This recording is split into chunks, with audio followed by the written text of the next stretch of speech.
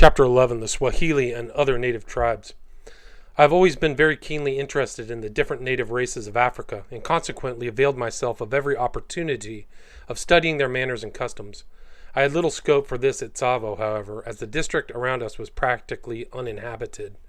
Still, there was of course a good number of Swahili among my workmen, together with a few Wakamba, Wa, Niem, Wezi, and others, so I soon became more or less acquainted with the habits of these tribes.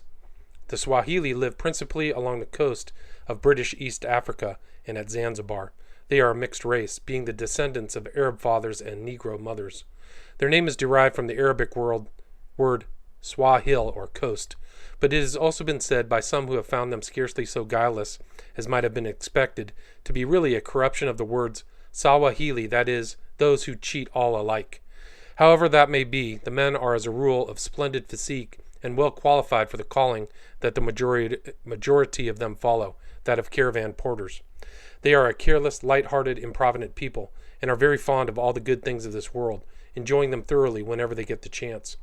Their life is spent in journeying to and from the interior, carrying heavy loads of provisions and trade goods on the one journey, and returning with similar loads of ivory or other products of the country. They are away for many months at a time on these expeditions, and consequently, as they cannot spend money on the march, they have a goodly number of rupees to draw on their return to Mombasa. These generally disappear with wonderful rapidity, and when no more fun can be bought, they join another caravan and begin a new safari to the Great Lakes, or even beyond. Many a time I have watched them trudging along the old caravan road, which crossed the Tsavo at a ford about half a mile from the railway station. Here a halt was always called, so that they might wash and bathe in the cool waters of the river. Nothing ever seems to damp the spirits of the Swahili porter. Be his life ever so hard, his load ever so heavy, the moment it is off his back and he has disposed of his pasho or food, he straightway forgets all his troubles, and begins to laugh and sing and joke with his fellows as if he were the happiest and luckiest mortal alive. Such was my cook, Mabruki, and his merry laugh was quite infectious. I remember that one day he was opening a tin of biscuits for me, and not being able to pull off the underlid with his fingers, he seized the flap in his magnificent teeth and tugged at it. I shouted to him to stop, thinking that he might break a tooth, but he misunderstood my solicitude and gravely assured me that he would not spoil the tin. The Swahili men wear a long white cotton garment, like a nightshirt, called a kanzu. The women, who are too liberally endowed to be entirely graceful, go about with bare arms and shoulders, and wear a long, brightly colored cloth, which they wind tightly around their bosoms, then allow to fall to the feet.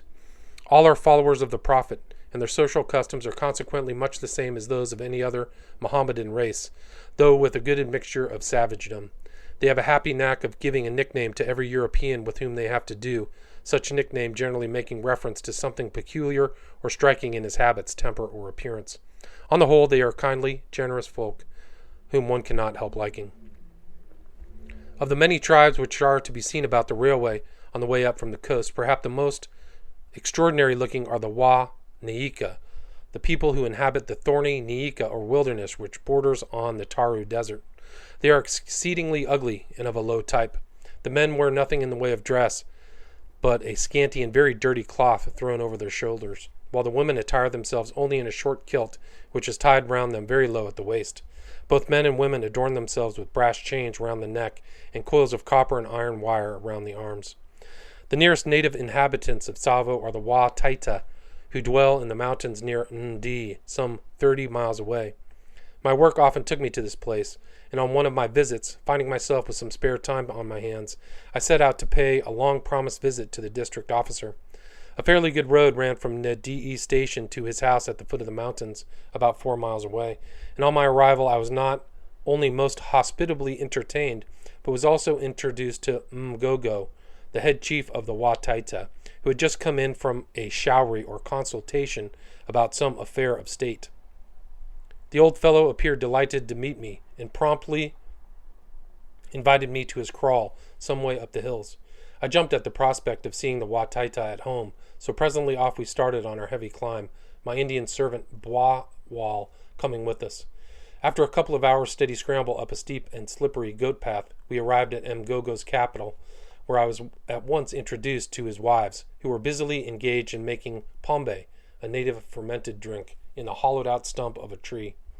I presented one of them with an orange for her child, but she did not understand what it was for. On tasting it, she made a very wry face and would not eat it. Still, she did not throw it away, but carefully put it into a bag with her other treasures, doubtless for future investigation. As soon as the women saw Bawal, however, he became the center of attraction, and I was eclipsed. He happened to have on a new puggaree with lots of gold work on it, and this took their fancy immensely. They examined every last line most carefully and went into ecstasies over it, just as their European sisters would have done over the latest Parisian creation. We made a short halt for rest and refreshment, and then started again on our journey to the top of the hills. After a stiff climb for another 2 hours, part of it through a thick black forest, we emerged on the summit, where I found I was well rewarded for my trouble by the magnificent views we obtained on all sides. The great Kilimanjaro stood out particularly well and made a very effective background to the fine panorama. I was surprised to find a number of well-fed cattle on the mountain top, but I fancy Mgogo thought I was casting an evil spell over them when he saw me taking photographs of them as they grazed peacefully on the sweet grass which covered the plateau. Like most other natives of Africa, the Waitaita are exceedingly superstitious, and this feeling is turned to good account by the all-powerful witch doctor or medicine man. It is, for instance, an extraordinary sight to see the absolute faith with which the Ki Taita will blow the Simbwa Dawa, or lion medicine, to the 4 points of the compass before lying down to sleep in the open. This dawa, which is of course obtainable only from the witch doctor, consists simply of a little black powder, usually carried in a tiny horn stuck through a slit in the ear. But the Ki Taita firmly believes that a few grains of this dust blown round him from the palm of the hand is a complete safeguard against raging lions seeking whom they may devour. And after the blowing ceremony he will lie down to sleep in perfect confidence, even in the midst of a man-eater's district. In the nature of things, moreover, he never loses his touching faith in the efficacy of the witch doctor's charm, for if he is attacked by a lion, the brute sees to it that he does not live to become an unbeliever, while if he is not attacked, it is of course quite clear that it is to the dawa that he owes his immunity. For the rest, the Wa Taita are essentially a peace-loving and industrious people, and indeed, before the arrival of the British in the country, they hardly ever ventured down from their mountain fastnesses, owing to their dread of the warlike Maasai. Each man has as many wives as he can afford to pay for in sheep or cattle. He provides each spouse with a separate establishment, but the family huts are clustered together, and as a rule all live in perfect harmony. The most curious custom of the tribe is the filing of the front teeth into sharp points, which gives the whole face a most peculiar and rather diabolical expression. As usual, their ideas of costume are rather primitive. The men sometimes wear a scrap of cloth round the loins, while the women content themselves with the same or with a short kilt. Both sexes adorn themselves with a great quantity of copper or iron wire coiled round their arms and legs, and smear their bodies all over with grease, the men adding red clay to the mixture. Many of the women also wear dozens of rows of beads, while their ears are hung with pieces of chain and other fantastic ornaments. The men always carry bows and poisoned arrows, as well as a simi, a short, roughly fashioned sword, hung on a leathern thong around the waist. A 3-legged stool is also an important part of their equipment, and is slung on the shoulder when on the march. The next people met with on the road to the Great Lakes are the Wakamba, who inhabit the Ukambani province, and may be seen from Mtoto Ande to the Athi River. They are a very large tribe, but have very little cohesion, having split up into many clans under chiefs who govern in a patriarchal kind of way. In appearance and dress, or the want of it, they are very like the Wa Taita, and they have the same custom of filing the front teeth. As a rule, too, they are a peace-loving people, though when driven to it by hunger they will commit very cruel and treacherous acts of wholesale murder. While the railway was being constructed, a severe famine occurred in their part of the country, when hundreds of them died of starvation. During this period, they several times swooped down on an isolated railway maintenance gang and utterly annihilated them, in order to obtain possession of the food which they knew would be stored in the camps. These attacks were always made by night. Like most other native races in East Africa, their only arms are the bow and poisoned arrow, but in the use of these primitive weapons they are especially expert. The arrowhead remains in the flesh when the shaft is withdrawn, and if the poison is fresh, paralysis and death very quickly follow, the skin round the wound turning yellow and mortifying within an hour or two. This deadly poison is obtained, I believe, by boiling down a particular root, the arrowheads being dipped in the black pitchy-looking essence, which remains. I'm glad to say, however, that owing to the establishment of several mission stations amongst them, the Wakamba are quickly becoming the most civilized natives in the country, and the missionaries have adopted the sensible course of teaching the people husbandry and the practical arts and crafts of everyday life, in addition to caring for their spiritual needs. After Hippo. During my stay at Tsavo, I made many little excursions into the surrounding country and used to go off on a short shooting and exploring expedition whenever I had the opportunity. I was especially anxious to bag a hippopotamus, so I made up my mind to try my luck on the banks of the Sabaki. Unfortunately, I possessed no heavy rifle, which is almost a necessity for hippo shooting, but it occurred to me to supply the deficiency by manufacturing a few cartridges for my own smoothbore. In these I had double charges of powder and a hardened bullet made of lead mixed with about an eighth part of tin. I remember well the anxiety with which I fired the first round of my homemade ammunition.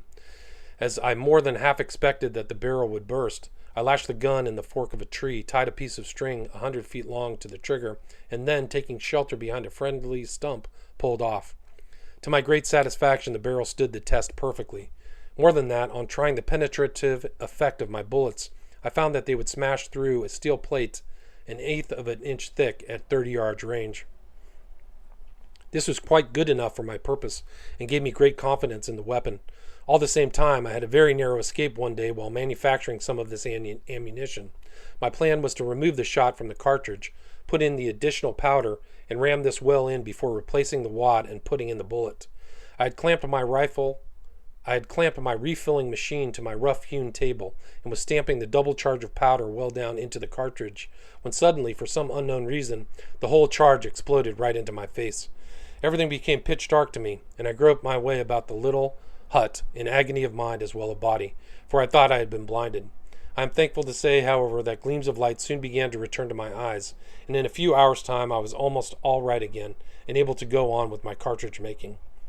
All my preparations having been made, I set out for the Sabaki, taking with me my Indian gun-bearer Mahina, my cook Mabruki, a beastie or water carrier, and a couple of natives to carry our odds and ends. On these occasions I usually took no tent, but bivouacked in the open. We took some bread and a few tinned provisions with us, but I always could depend upon getting a paw, guinea fowl, partridge, or rock rabbit for the larder on the march. These rock rabbits are more like big rats than rabbits, and are found in great numbers among the rocks along the banks of the rivers. They are not at all bad eating, but the Swahili will not touch them. They call them tupu, or shameless naked things, owing to their lack of a tail, of which indeed they possess not even a vestige. Our route lay by the always interesting Tsavo River. Along the banks, everything within reach of its moisture is delightfully fresh and green. Palms and other trees, festooned with brilliant flowering creepers, flourish along its course. All kinds of monkeys chatter and jabber in the shade overhead as they swing themselves from branch to branch, while birds of the most gorgeous plumage flutter about, giving a very tropical aspect to the scene. On the other hand, if one is tempted to stray away from the river, be it only for a few yards, one comes immediately into the parched, thorny wilderness of stunted, leafless trees. Here the sun beats down pitilessly and makes the Nyika of the Tsavo Valley almost intolerable. The river has its source at the foot of snow-crowned Kilimanjaro, whence it flows for about 80 miles in a northerly direction until it joins the Athi River about 7 miles below Tsavo Station. From this point, the united streams take the name of Sabaki and flow more or less eastwards until they reach the Indian Ocean at Malindi, some 70 miles north of Mombasa. A narrow and tortuous Maasai warpath winds along its whole length, but although we followed this trail, our journey was nevertheless a very slow one, owing to the overhanging branches and creepers, from which we had constantly to be disengaged. The march was full of interest, however, for it was not long before we came upon fresh tracks of both hippo and rhino. Every now and again also we caught glimpses of startled bush buck and water buck, while occasionally the sound of a splash in the water told of a very wary crocodile. We had gone about half the distance to the Sabaki when we came upon an unexpected obstacle in the shape of a great ridge of barren, rugged rock about 100 feet high, which extended for about a mile or so on both banks of the river. The sides of this gorge went sheer down into the water and were quite impossible to scale. I therefore determined to make a detour around it, but Mahina was confident that he could walk along in the river itself. I hinted mildly at the possibility of there being crocodiles under the rocky ledges. Mahina declared, however, that there was no danger, and making a bundle of his lower garments, he tied it to his back and stepped into the water. For a few minutes all went well. Then, in an instant, he was lifted right off his feet by the rush of the water and whirled away. The river took a sharp bend in this gorge, and he was rounded and out of our sight in no time, the last glimpse we caught of him showing him vainly trying to catch hold of an overhanging branch. Although we at once made all the haste we could to get round the ridge of rocks, it took us nearly a half an hour to do it. I had almost given up hope of ever seeing Mahina again, and was much relieved, therefore, when we reached the riverside once more, to find him safe and sound, and a little the worse for his adventure. Luckily he had been dashed up against a rushy bank, and had managed to scramble out with no more serious damage than a bruised shin. Eventually we arrived at the junction of the rivers and proceeded some way down the Sabaki, beside which the Tsavo looks very insignificant. Several islands are dotted about in midstream and are overgrown with tall reeds and rushes, in which hippo find capital covert all year round. As with the Tsavo, the banks of the Sabaki are lined with trees of various kinds, affording most welcome shade from the heat of the sun, and skirting the river is a caravan road from the interior, still used, I believe, for smuggling slaves and ivory to the coast, where dhows are in readiness to convey them to Persia or Arabia. After an early dinner, which Mabruki soon got ready, I left my followers encamped in the safe boma a mile away from the river, and started out with Mahina to find a suitable tree near a hippo run in which to spend the night. Having some difficulty in finding a likely spot, we crossed to the other side of the river, rather a risky thing to do on account of the number of crocodiles in it. We found a fairly shallow ford, however, and managed to get safely over. Here, on what was evidently an island during flood time, we found innumerable traces of both hippo and rhino. In fact, the difficulty was to decide which track was the best and freshest. At length I picked out a tree close to the river, and commanding a stretch of sand which was all flattened down and looked as if at least one hippo rolled there regularly overnight. As there was still about an hour before sundown, we did not take up our station at once, but proceeded along the bank to see if any other game was about. We had not gone very far from Mahina, who was a little way ahead, signaled to me, and on joining him I saw a splendid-looking waterbuck standing in a shallow pool of the river. It was the first time I had seen one of these fine antelope, and I was delighted with the sight. I might have got 20 yards or so nearer, but I thought I had better not risk moving, so I aimed at the shoulder and fired. The buck gave one leap into the air, and then turned and galloped quickly behind an island which completely hid him from view. We waited for him to clear the rushes at the other end of this island, but as he did not appear, I got impatient and plunged into the river, regardless of crocodiles or anything else. On rounding the island, however, he was nowhere to be seen, and had evidently turned off while in the shelter of the reeds, and so gained the opposite bank. I was keenly disappointed at my failure, for it was impossible to follow him up. To do so, we should have had to make a long detour to get across the river, and by that time, darkness would have set in.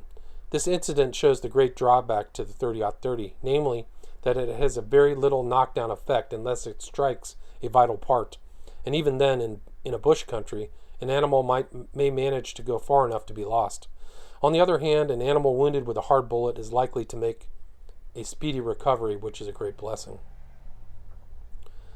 Mahina was even more upset at the escape of the buck than I was, and as we trudged back through the sand to our tree, he was full of gloomy forebodings of an unlucky night. By the light of a splendid full moon, we settled ourselves on a great outspreading branch and commenced our vigil. Soon the jungle around us began to be alive with its peculiar sounds. A night bird would call, a crocodile shut his jaws with a snap, a rhino or hippo crashed through the bushes on its way to the water. Now and again we would even hear the distant roar of the lion. Still there was nothing to be seen. After waiting for some considerable time, a great hippo at last made his appearance and came splashing along in our direction, but unfortunately took up his position behind a tree which, in the most tantalizing way, completely hid him from our view. Here he stood tooting and snorting and splashing about to his heart's content. For what seemed hours I watched for this ungainly creature to emerge from his covert, but as he seemed determined not to show himself, I lost patience and made up my mind to go down after him. I therefore handed my rifle to Mahina to lower to me on reaching the ground, and began to descend carefully, holding on by the creepers which encircled the tree. To my intense vexation and disappointment, just as I was in this helpless condition, halfway to the ground, the great hippo suddenly came out from his shelter and calmly lumbered along right underneath me. I bitterly lamented my ill luck and want of patience, for I could almost have touched his broad back as he passed. It was under these exasperating conditions that I saw a hippo for the first time, and without doubt he is the ugliest and most forbidding-looking brute I have ever beheld. The moment the great beast had passed our tree, he scented us, snorted loudly, and dived into the bushes close by, smashing through them like a traction engine. And screwing myself round to watch him go, I broke the creepers by which I was holding on and landed on my back in the sand at the foot of the tree, none the worse for my short drop, but considerably startled at the thought that the hippo might come back at any moment. I climbed up to my perch again without loss of time, but he was evidently as much frightened as I was, and returned no more. Shortly after this we saw 2 rhino come down to the river to drink. They were too far off for a shot, however, so I did not disturb them, and they gradually waddled upstream out of sight. Then we heard the awe-inspiring roar of a hungry lion close by, and presently another hippo gave forth his tooting challenge a little way down the river. As there seemed no likelihood of getting a shot at him from our tree, I made up my mind to stalk him on foot, so we both descended from our perch and made our way slowly through the trees in the semi-darkness. There were numbers of animals about, and I am sure that neither of us felt very comfortable as we crept along in the direction of the splashing hippo. For my own part, I fancied every moment that I saw in front of me the form of a rhino or a lion ready to charge down upon us out of the shadow of the bush. In this manner, with nerves strung to the highest pitch, we reached the edge of the river in safety, only to find that we were again balked by a small rush-covered island, on the other side of which our quarry could be heard. There was a good breeze blowing directly from him, however, so I thought the best thing to do was to attempt to get onto the island and have a shot at him from there. Mahina, too, was eager for the fray, so we let ourselves quietly in the water, which here was quite shallow and reached only to our knees, and waded slowly across. On peering cautiously through the reeds at the corner of the island, I was surprised to find that I could see nothing of the hippo, but I soon realized that I was looking too far ahead, for on lowering my eyes there he was, not 25 yards away, lying down in the shallow water, only half covered and practically facing us. His closeness to us made me rather anxious for our safety, more especially as just then he rose to his feet and gave forth the particular challenge or call which we had already heard so often during the night. All the same, as he raised his head, I fired at it. He whirled round, made a plunge forward, staggered and fell, then lay quite still. To make assurance doubly sure, I gave him a couple more bullets as he lay, but we found afterwards that they were not needed, as my first shot had been a very lucky one and had penetrated the brain. We left him where he fell and got back to our perch, glad and relieved to be in safety once more. As soon as it was daylight, we were joined by my own men and by several Wakamba who had been hunting in the neighborhood. The natives cut out the tusks of the hippo, which were rather good ones, and feasted ravenously on the flesh, while I turned my attention with gratitude to the hot coffee and cakes which Mabruki had meanwhile prepared. Chapter 13. A Day on the Ndungu Escarpment. Immediately after breakfast, camp was struck, and accompanied by a few of the Wakamba, we started off for the Ndungu Escarpment, a frowning ridge which runs for a great distance parallel to the Sabaki, some 3 or 4 miles from its northern bank. We had not gone very far before I caught sight of a fine waterbuck and successfully bowled him over, a good omen for the day, which put us all in excellent spirits. Mabruki cut off several strips of the tough meat and impaled them on a sharp stick to dry in the sun as he went along. I warned him that he had better be careful that a lion did not scent the meat, as if it did, it would be sure to follow up and kill him. Of course I did not mean this seriously, but Mabruki was a great glutton and by no means courageous, so I wanted to frighten him. As we trudged along towards the hill, I heard a peculiar noise behind a small rising on our right, and looking over the crest, I was delighted to see 2 beautiful giraffes feeding peacefully a little distance away and straining their long necks to get at the tops of some mimosa-like trees, while a young one was lying down in the grass quite close to me. For some time I remained concealed, watching the full-grown pair with great interest. They had evidently just come up from the river and were slowly making their way back to their home on the escarpment. They seemed on the most affectionate terms, occasionally entwining their great long necks and gently biting each other on the shoulders. Much as I should like to have added a giraffe to my collection of trophies, I left them undisturbed, as I think it a pity to shoot those rather rare and very harmless creatures, unless one is required for a special purpose. We pushed on, accordingly, towards the escarpment, for I was very impatient to get to the top and explore a place where I felt convinced no other white man had ever set foot. From the river, the ground rose gently upwards to the foot of the ridge, and was covered more or less densely with stunted trees and brushes, and of course the inevitable wait-a-bit thorns. I was fortunate enough, however, to find a rhino path which afforded a fairly comfortable and open road, on which we could walk upright the greater part of the way.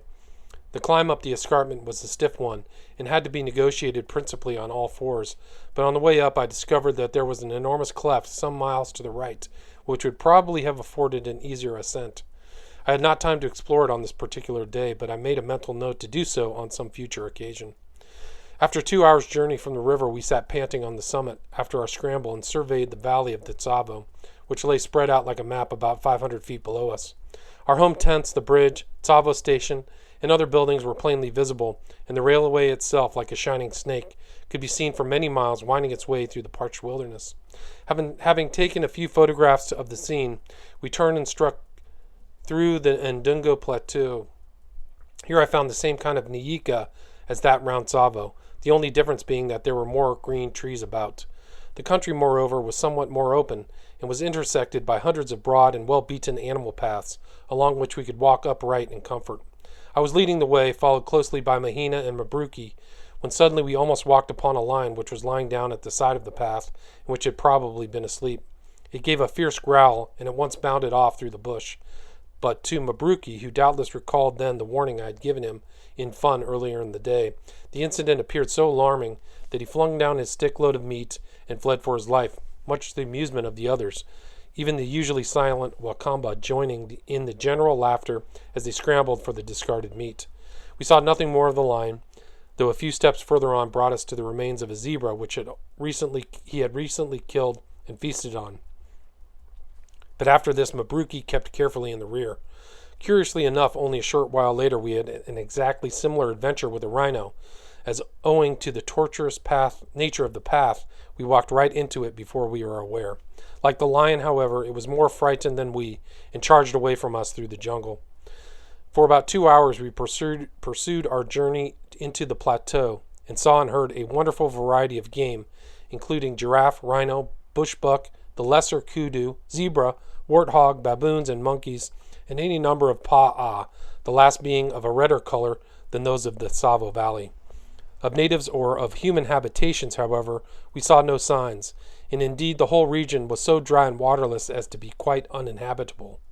The animals that require water have to make a lengthy nightly journey to and from the Sabaki, which accounts for the thousands of animal paths leading from the plateau to the river. By this time we were all beginning to feel very tired, and the Bisti's stock of water was running low. I therefore climbed the highest tree I could find in order to have a good look around, but absolutely nothing could I see in any direction but the same flat, thorny wilderness, interspersed here and there with a few green trees. Not a landmark of any sort or kind as far as the eye could reach. A most hopeless, terrible place should one be lost in it, with certain death either by thirst or by savage beasts staring one in the face. Clearly, then, the only thing to do was to return to the river, and in order to accomplish this before dark, it was necessary that no time should be lost. But we had been winding in and out so much through the animal paths that it was no easy matter to say in which direction the Sabaki lay. First I consulted my Wakamba followers as to the route back. They simply shook their heads. Then I asked Mahina, who pointed out a direction exactly opposite to that which I felt confident was the right one.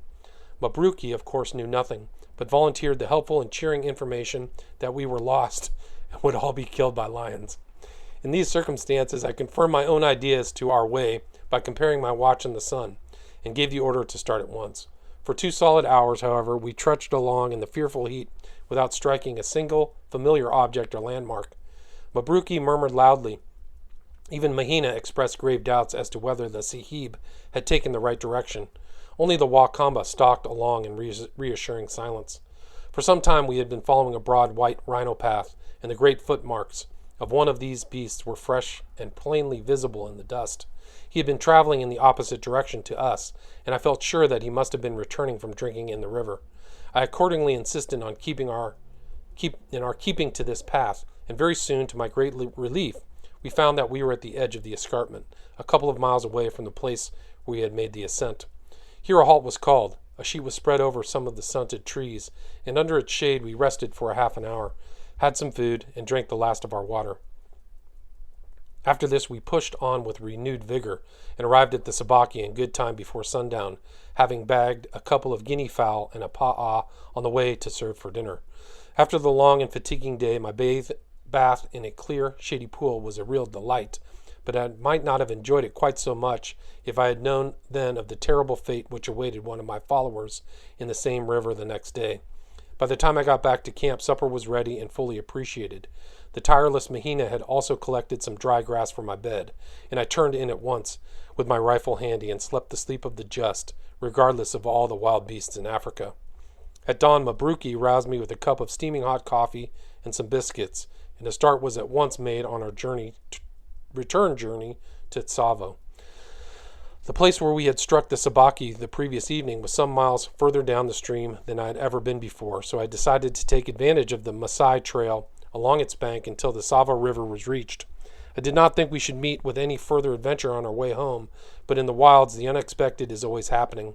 Shortly after we started, one of the Wakamba went down to the river's edge to fill his calabash with water, when a crocodile suddenly rose up out of the stream, seized the poor fellow, and in a moment had dragged him in. I was on ahead at the time, and so did not witness the occurrence, but on hearing the cries of the others I ran back as quickly as possible, too late, however, to see any sign of either crocodile or native. Mahina philosophically remarked that after all it was only a Washenzi or savage, whose loss did not much matter, and the other three Wakamba certainly did not appear to be affected by the incident, but calmly possessed themselves of their dead companion's bow and quiver, of poisoned arrows, and of the stock of meat which he had left on the bank. I have since learned that accidents of this kind are fairly frequent occurrence along the banks of these rivers. On one occasion, while I was in the country, a British officer had a very lucky escape. He was filling his water bottle at the river when one of these brutes caught him by the hand and attempted to draw him in. Fortunately, one of his servants rushed to his assistance and managed to pull him out of the crocodile's clutches with the loss of only 2 of his fingers.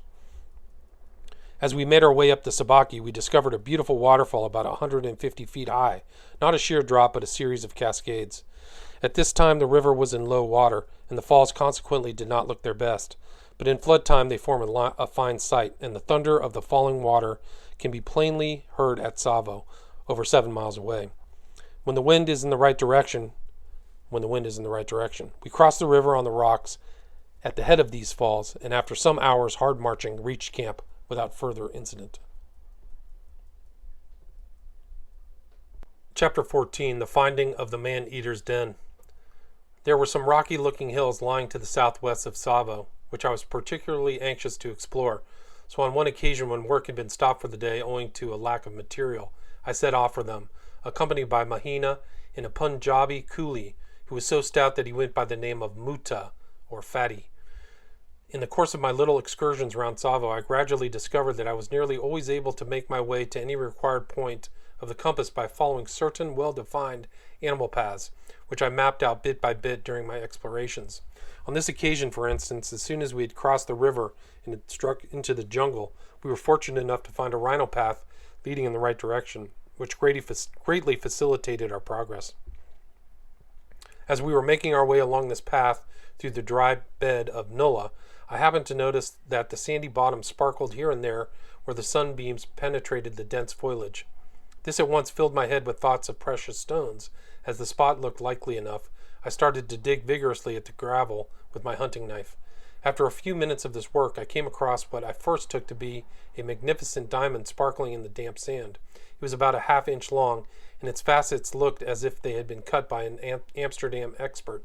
I tested the stone on my watch glass and found that it cut my initials quite easily, and though I knew that quartz would do this as well, it did not seem to me to have either the general appearance or angles of any quartz I had ever seen. For a moment or two I was greatly delighted with my discovery and began to have rosy dreams of a diamond mine, but I'm sorry to say that on closer examination and testing I was forced to the conclusion that my find was not a diamond, though unlike any other mineral I had ever come across. My hopes of rapidly becoming a millionaire having thus been dashed to the ground, We proceeded on our way, getting further and further into the depths of a gloomy forest. A little distance on, I noticed through a break in the trees a huge rhino standing in full view near the edge of a ravine. Unfortunately, he caught sight of us as well, and before I could take aim, he snorted loudly and crashed off through the tangled undergrowth. As I followed up this ravine, walking stealthily along in the delightful shade of the overhanging palms, I observed on my left a little nullah which opened out of the main channel through a confused mass of jungle and creeper. Through this tangle there was a well-defined archway, doubtless made by the regular passage of rhino and hippo, so I decided to enter and explore what lay beyond. I had not gone very far when I came upon a big bay scooped out of the bank by the stream when in flood and carpeted with a deposit of fine, soft sand, in which were the indistinct tracks of numberless animals. In one corner of this bay, close under an overhanging tree, stood a little sandy hillock, and on looking over the top of this I saw on the other side a fearsome-looking cave, which seemed to run back for a considerable distance under the rocky bank. Round the entrance and inside the cavern I was thunderstruck to find a number of human bones, with here and there a copper bangle such as the natives wear. Beyond all doubt, the man-eater's den. In this manner, and quite by accident, I stumbled upon the lair of these once dreaded demons, which I had spent so many days searching for through the exasperating and interminable jungle during the time when they terrorized Tsavo. I had no inclination to explore the gloomy depths of the interior, but thinking that there might possibly still be a lioness or cub inside, I fired a shot or two into the cavern through a hole in the roof. Save for a swarm of bats, nothing came out, and after taking a photograph of the cave, I gladly left the horrible spot, thankful that the savage and insatiable brutes which once inhabited it were no longer at large. Retracing my steps to the main ravine, I continued my journey along it. After a little while, I fancied I saw a hippo among some tall rushes growing on a bank, and quickly signed to Mahina and Muta to stay perfectly still. I then made a careful stalk, only to discover, after all my trouble, that my eyes had deceived me and made me imagine a black bank and a few rushes to be a living animal. We now left the bed of the ravine and advanced along the top. This turned out to be a good move, for soon we heard the galloping of a herd of some animal or other across our front. I rushed around a corner in the path a few yards ahead, and crouching under the bushes saw a line of startled zebras flying past. This was the first time I had seen these beautifully marked animals in their wild state, so I selected the largest and fired, and I was quite close to them. He dropped in his tracks stone dead. When I stood over the handsome creature, I was positively sorry for having killed him. Not so Muta, however, who rushed up in ecstasy, and before I could stop him had cut his throat. This was done, as he remarked, to make the meat lawful, for Muta was a devout follower of the Prophet, and no true Mohammedan will eat the flesh of any animal unless the throat has been cut at the proper place and the blood allowed to flow. This custom has often caused me great annoyance, for Mohammedan followers rush in so quickly when an animal is shot and cut the head off so short that it is afterwards quite useless as a trophy. By the time the zebra was skinned, darkness was fast approaching, so we selected a suitable tree in which to pass the night.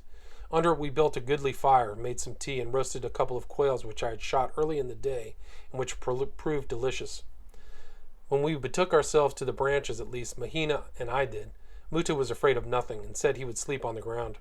He was not so full of courage later on, however, for about midnight a great rhino passed our way, winded us, and snorted so loudly that Muta scrambled in abject terror up our tree. He was as nimble as a monkey, for all his stoutness, and never ceased climbing until he was far above us. We both laughed heartily at his extraordinary haste to get out of danger, and Mahina chaffed him unmercifully. The rest of the night passed without incident, and in the early morning, while the boys were preparing breakfast, I strolled off towards the rocky hills which I had seen from Tsavo, which were now only about a half-mile distance. I kept a sharp lookout for game, but came across nothing save here and there a pa'a and a few guinea fowl, until, just as I was about halfway round the hill, I saw a fine leopard lying on a rocky ledge, basking in the morning sun. But he was too quick for me, and made off before I could get a shot. I had not approached noiselessly enough, and the leopard is too wary a beast to be caught napping. Unfortunately, I had no more time at my disposal in which to explore these hills, as I was anxious to resume work at Tsavo as soon as possible. So after breakfast we packed up the zebra skin and began to retrace our steps through the jungle. It was an intensely hot day, and we were all very glad when at length we reached the home camp. Most of my little trips of this sort, however, were made in a northerly direction, towards the ever-interesting Athi or Sabaki rivers. After a long and tiring walk through the jungle, what a pleasure it was to lie up in the friendly shelter of the rushes which lined the banks, and watch the animals come down to drink, all unconscious of my presence. I took several photographs of scenes of this kind, but unfortunately many of the negatives were spoiled. Often, too, on a brilliant moonlight night, I have sat on a rock out in the middle of the stream, near a favorite drinking place, waiting for a shot at whatever fortune might send my way. How exasperating it was when the wind changed at the critical moment and gave me away to the rhino or other animal I had sat there for hours patiently awaiting.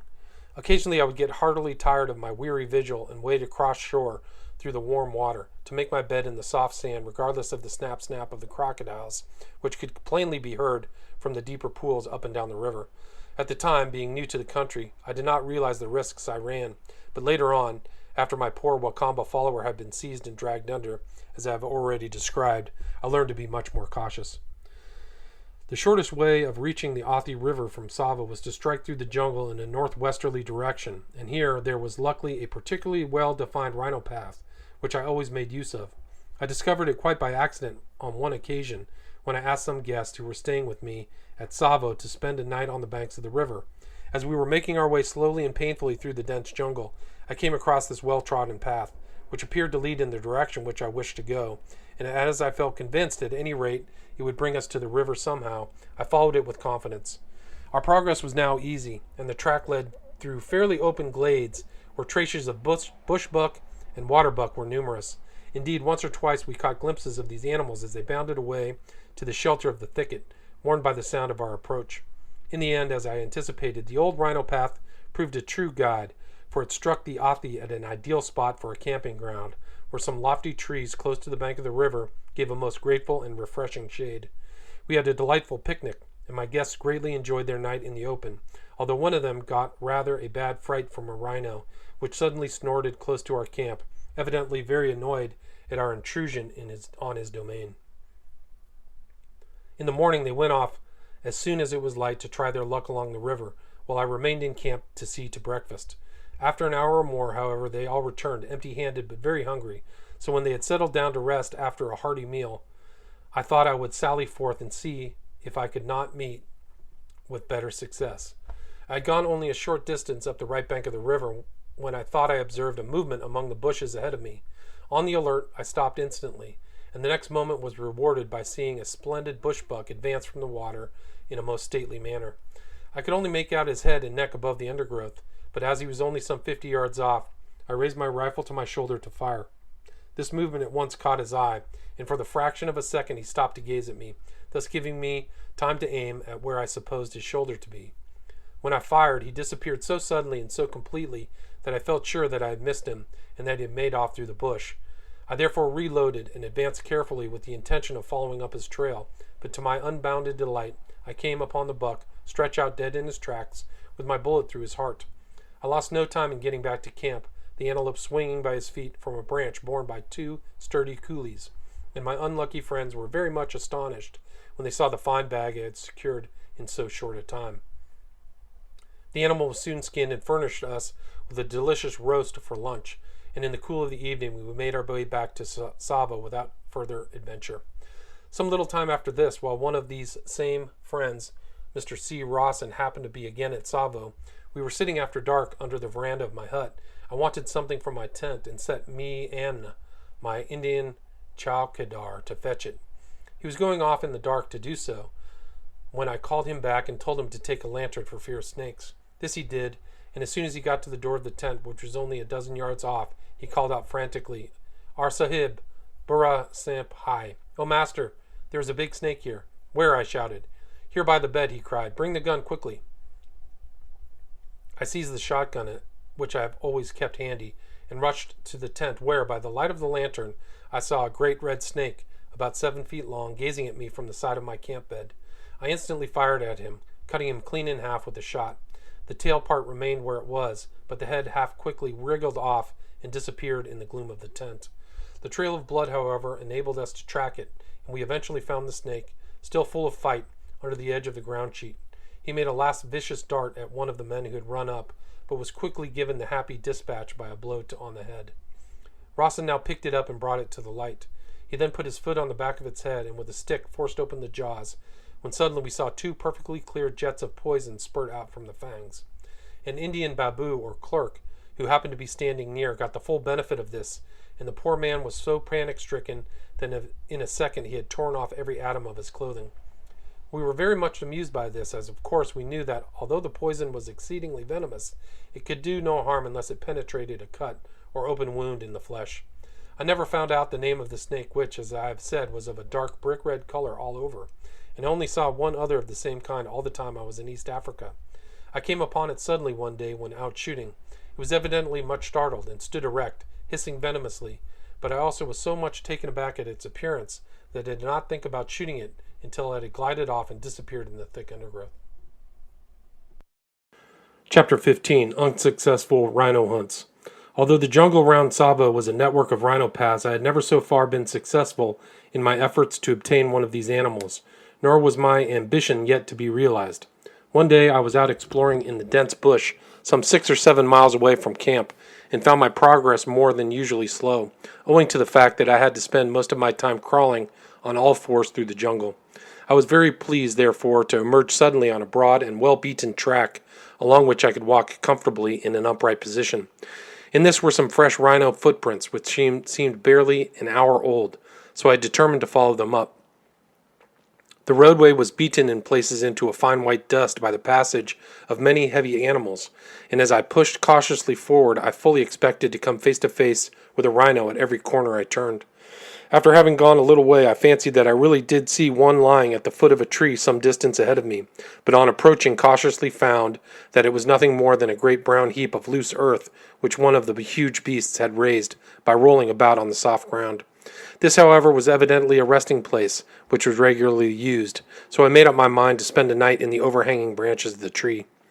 The next afternoon, accordingly, Mahina and I made our way back to the place, and by dusk we were safely but uncomfortably perched along the branches directly over the path. We had scarcely been there an hour, when to our delight we heard a great rhino plodding along the track in our direction. Unfortunately, the moon had not yet risen, so I was unable to catch sight of the monster as he approached. I knew, however, that there was light enough for me to see him when he emerged from the bushes into the little clearing round the foot of our tree. Nearer and nearer we heard him coming steadily on, and I had my rifle ready, pointing it in the direction in which I expected his head to appear. But alas, just at that moment the wind veered round and blew straight from us towards the rhino, who scented us immediately, gave a mighty snort, and then dived madly away through the jungle. For some considerable time we could hear him crashing ponderously through everything that came in his way, and he must have gone a long distance before he recovered from his fright and slowed down to his usual pace. At any rate, we neither heard nor saw anything more of him, and spent a wakeful and uncomfortable night for nothing. My next attempt to bag a rhino took place some months later, on the banks of the Sabaki, and I was scarcely more successful. I had come down from Tsavo in the afternoon, accompanied by a Mahina, and finding a likely tree within a few yards of the river and with fresh footprints under it, I at once decided to take up my position for the night in its branches. Mahina preferred to sit where he could take a comfortable nap, and wedged himself in a fork of a tree some little way below me, but still some 8 or 10 feet from the ground. It was a calm and perfect night, such as can be seen only in the tropics. Everything looked mysteriously beautiful in the glorious moonlight, and stood out like a picture looked at through a stereoscope. From my perch among the branches, I watched first a water buck come to drink in the river, then a bush buck. Later, a tiny pa'a emerged from the bushes and paused at every step with one graceful forefoot poised in the air, thoroughly on the alert and looking round carefully and nervously for any trace of a possible enemy. At length it reached the brink of the river in safety and stooped to drink. Just then I saw a jackal come up on its trail and begin carefully to stalk it, not even rustling a fallen leaf in its stealthy advance on the poor little antelope. All of a sudden, however, the jackal stopped dead for a second, and then made off out of sight as fast as he ever could go. I looked round to discover the cause of this hurried exit, and to my surprise saw a large and very beautiful leopard crouching down and moving noiselessly in the direction of our tree. At first I thought it must be stalking some animal on the ground below us, but I soon realized that it was Mahina that the brute was intent on. Whether it left to himself If left to himself, the leopard would actually have made a spring at my sleeping gun bearer, I do not know. But I had no intention of letting him have a chance of even attempting this, so I cautiously raised my rifle and leveled it at him. Absolutely noiseless as I was in doing this, he noticed it. Possibly a glint of moonlight on the barrel caught his eye, and immediately disappeared into the bush before I could get in a shot. I at once woke Mahina and made him come up to more secure quarters behind me. For a long time after this, nothing disturbed our peace, but at last the quarry I had hoped for made his appearance on the scene. Just below us there was an opening in the elephant grass which lined the river's edge, and through this the broad stream shone like silver in the moonlight. Without warning, this gap was suddenly filled by a huge black mass, a rhino making his way very leisurely out of the shallow water. On he came with a slow, ponderous tread, combining a certain stateliness with his awkward strides. Almost directly beneath us he halted and stood for an instant clearly exposed to our view. This was my opportunity. I took careful aim at his shoulder and fired. Instantly and with extraordinary rapidity, the huge beast whirled round like a peg top, whereupon I fired again. This time I expected him to fall, but instead of that I had the mortification of seeing him rush off into the jungle and of hearing him crash through it like a great steamroller for several minutes. I consoled myself by thinking that he could not go far, as he was hard hit, and that I should easily find him when daylight arrived. Mahina, who was in a wild state of excitement over the burra jaguar, or great animal, was also of this opinion, and as there was no longer any reason for silence, he chatted to me about many strange and curious things until the gray dawn appeared. When we got down from our perch, we found the track of the wounded rhino clearly marked by great splashes of blood, and for a couple of miles the spoor could thus be easily followed. At length, however, it got fainter and fainter, and finally ceased altogether, so that we had to abandon the search. The ground round was rocky, and there was no possibility of telling which way our quarry had gone. I was exceedingly sorry for this, as I did not like to leave him wounded, but there was no help for it, so we struck out for home and arrived at Tsavo in the afternoon, very tired, hungry, and disappointed. Rhinos are extraordinary animals, and not in any way to be depended upon. One day they will sheer off on meeting a human being and make no attempt to attack. The next day, for no apparent reason, they may execute a most determined charge. I was told for a fact by an official who had been long in the country that on one occasion, while a gang of 21 slaves, chained neck to neck as was the custom, was being smuggled down to the coast and was proceeding in Indian file along a narrow path, a rhinoceros suddenly charged out at right angles to them, impaled the center man on its horns, and broke the necks of the remainder of the party by the suddenness of his rush. These huge beasts have a very keen sense of smell, but equally indifferent eyesight, and it is said that if a hunter will only stand perfectly still on meeting a rhino, he will pass by him without attempting to molest him. I feel bound to add, however, that I have so far failed to come across anybody who has actually tried the experiment. On the other hand, I have met one or two men who have been tossed on the horns of these animals, and they described it as very painful proceeding. It generally means being a cripple for life, if one even succeeds in escaping death. Mr. B. Eastwood, the chief accountant of the Uganda Railway, once gave me a graphic description of his marvelous escape from an infuriated rhino. He was on leave at the time on a hunting expedition in the neighborhood of Lake Baringo, about 80 miles north of the railway from Nakuru, and he had shot and apparently killed a rhino. On walking up to it, however, the brute rose to its feet and literally fell on him, breaking 4 ribs and his right arm. Not content with this, it then stuck its horn through his thigh and tossed him over its back, repeating this operation once or twice. Finally it lumbered off, leaving poor Eastwood helpless and fainting in the long grass where he had fallen. He was alone at the time, and it was not for some hours that he was found by his porters, who were only attracted to the spot by the numbers of vultures hovering about, waiting in their ghoulish manner for life to be extinct before beginning their meal. How he managed to live for the 8 days after this, which elapsed before a doctor could be got to him, I cannot imagine. But in the end he fortunately made a good recovery, the only sign of his terrible experience being the absence of his right arm, which had to be amputated. In a widow's story.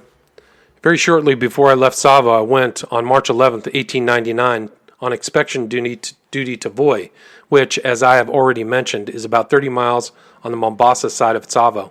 At this time it was a miserable, swampy spot where fever, guinea worm, and all kinds of horrible diseases were rampant. But this state of affairs has now been completely altered by drainage and by clearing away the jungle. Dr. Rose was in medical charge of the place at the time of my visit, and it was the good old custom to put up with any friend one came across towards nightfall. I made him my host when my day's work was over. We spent a very pleasant evening together, and naturally discussed all the local news. Amongst other things, we chatted about the new road which was being constructed from Voi to a rather important missionary station called Taveta, near Mount Kilimanjaro, and Dr. Rose mentioned that Mr. O'Hara, the engineer in charge of the road making, with his wife and children, was encamped in the Wai-Taita country, about 12 miles away from Voi. Early next morning I went out for a stroll with my shotgun, but had not gone far from the doctor's tent when I saw in the distance 4 Swahili carrying something which looked like a stretcher along the newly made road.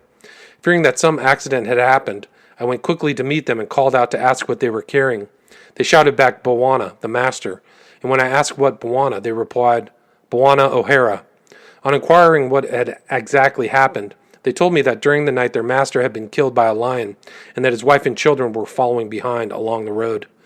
At this I directed the men to the hospital and told them where to find Dr. Rose, and without waiting to hear any further particulars, hurried on as fast as possible to give what assistance I could to poor Mrs. O'Hara. Some considerable way back I met her toiling along with an infant in her arms, while a little child held on to her skirt, utterly tired out with the long walk. I helped her to finish the distance to the doctor's tent. She was so unstrung by her terrible night's experience and so exhausted by her trying march carrying the baby that she was scarcely able to speak. Dr. Rose at once did all he could, both for her and for the children, the mother being given a sleeping draught and made comfortable in one of the tents. When she appeared again late in the afternoon, she was much refreshed and was able to tell us the following dreadful story, which I shall give as nearly as possible in her own words. Quote, We were all asleep in the tent, my husband and I in one bed and my 2 children in another. The baby was feverish and restless, so I got up to give her something to drink, and as I was doing so, I heard what I thought was a lion walking round the tent.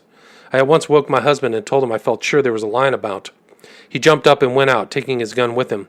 He looked round the outside of the tent and spoke to the Swahili askari, who was on sentry by the campfire a little distance off. The askari said he had seen nothing about except a donkey, so my husband came in again, telling me not to worry, as it was only a donkey that I had heard. The night being very hot, my husband threw back the tent door and lay down again beside me. After a while I dozed off, but was suddenly roused by a feeling as if the pillow were being pulled away from under my head. On looking around, I found that my husband was gone. I jumped up and called him loudly, but got no answer. Just then I heard a noise among the boxes outside the door, so I rushed out and saw my poor husband lying between the boxes. I ran up to him and tried to lift him, but found I could not do so. I then called the askari to come and help me, but he refused, saying there was a lion standing beside me. I looked up and saw the huge beast glowering at me, not more than 2 yards away. At this moment the askari fired his rifle, and this fortunately frightened the lion, for it at once jumped off into the bush. All 4 askaris then came forward and lifted my husband back onto the bed. He was quite dead. We had hardly got back into the tent before the lion returned and prowled about in front of the door, showing every intention of springing in to recover his prey. The askaris fired at him, but did no damage beyond frightening him away again for a moment or two. He soon came back and continued to walk around the tent until daylight, growling and purring, and it was only by firing through the tent every now and then that we kept him out. At daybreak he disappeared, and I had my husband's body carried here, while I followed with the children until I met you." Unquote. Such was Miss O'Hara's pitiful story. The only comfort we could give her was to assure her that her husband had died instantly and without pain, for while she had been resting, Dr. Rose had made a post-mortem examination of the body and had come to this conclusion. He found that O'Hara had evidently been lying on his back at the time, and that the lion, seizing his head in its mouth, had closed its long tusks through his temples until they met again in the brain. We buried him before nightfall in a peaceful spot close by, the doctor reading the funeral service, while I assisted in lowering the rude coffin into the grave. It was the saddest scene imaginable. The weeping widow, the wondering faces of the children, the gathering gloom of the closing evening, the dusky forms of a few natives who had gathered round, all combined to make a most striking and solemn ending to a very terrible tragedy of real life. I am glad to say that within a few weeks' time, the lion that was responsible for this tragedy was killed by a poisoned arrow, shot from a treetop by one of the Wa-Taita. Chapter 17, An Infuriated Rhino. My work at Tsavo was finished in March 1899, and I received instructions to proceed to Railhead and take charge of a section of the work there. For many reasons, I was sorry to say goodbye to Tsavo, where I had spent an eventful year, but all the same, I was very glad to be given this new post, as I knew that there would be a great deal of interesting work to be done and a constant change of camp and scene as the line progressed onward to the interior. In good spirits, therefore, I set out for my new headquarters on March 28th. By this time, the railhead had reached a place called Machakos Road, some 276 miles from Mombasa, and within a few miles of the great Athi Plains, the latter being treeless and waterless expanses, bare of everything except grass, which the great herds of game keep closely cropped. After leaving Tsavo, the character of the country remains unaltered for some considerable distance, the line continuing to run through the thorny Nyika, and it is not until Makindo is reached, about 200 miles from the coast, that a change is apparent. From this place, however, the journey lies through a fairly open and interesting tract of country, where game of all kinds abounds, and can be seen grazing peacefully within a few hundred yards of the railway. On the way, I was lucky enough to get some fine views of Kilimanjaro, the whole mountain from base to summit standing out clearly and grandly, with the lofty peak of Kibo topping the fleecy clouds with its snowy head. At Machakos Road, I found the country and the climate very different from that to which I had grown accustomed to at Tsavo. Here I could see for miles across stretches of beautiful open downs, timbered here and there like an English park, and it was a great relief to be able to overlook a wide tract of country and to feel that I was no longer hemmed in on all sides by the interminable and depressing thorny wilderness.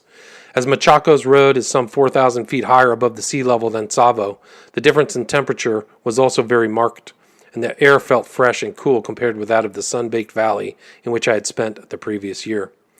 My instructions were to hurry on the construction of the line as fast as possible to Nairobi, the proposed headquarters of the railway administration, which lay about 50 miles further on across the Athi Plains, and I soon began to find plate-laying most interesting work.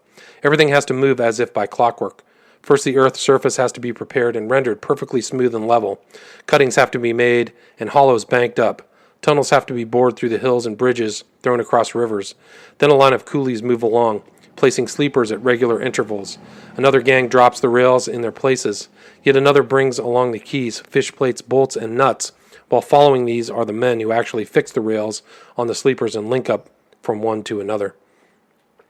Finally, the packing gang finishes the work by filling in earth and ballast under and around the steel sleepers to give them the necessary grip and rigidity.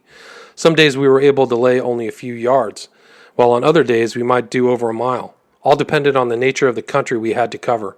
On one occasion, we succeeded in breaking the record for a day's plate laying, and were gratified at receiving a telegram of congratulation from the Railway Committee at the Foreign Office. I made it my custom to take a walk each morning for some distance ahead of the rails along the central line of the railway, in order to spy out the land and to form a rough estimate of the material that would be required in the way of sleepers, girders, for temporary bridges, etc. It was necessary to do this in order to avoid undue delay taking place owing to the shortage of material of any kind. About 10 days after my arrival at Machakos Road, I walked in this way for about 5 or 6 miles ahead of the last laid rail. It was rather unusual for me to go so far, and as it happened, I was alone on this occasion, Mahina having been left behind in camp.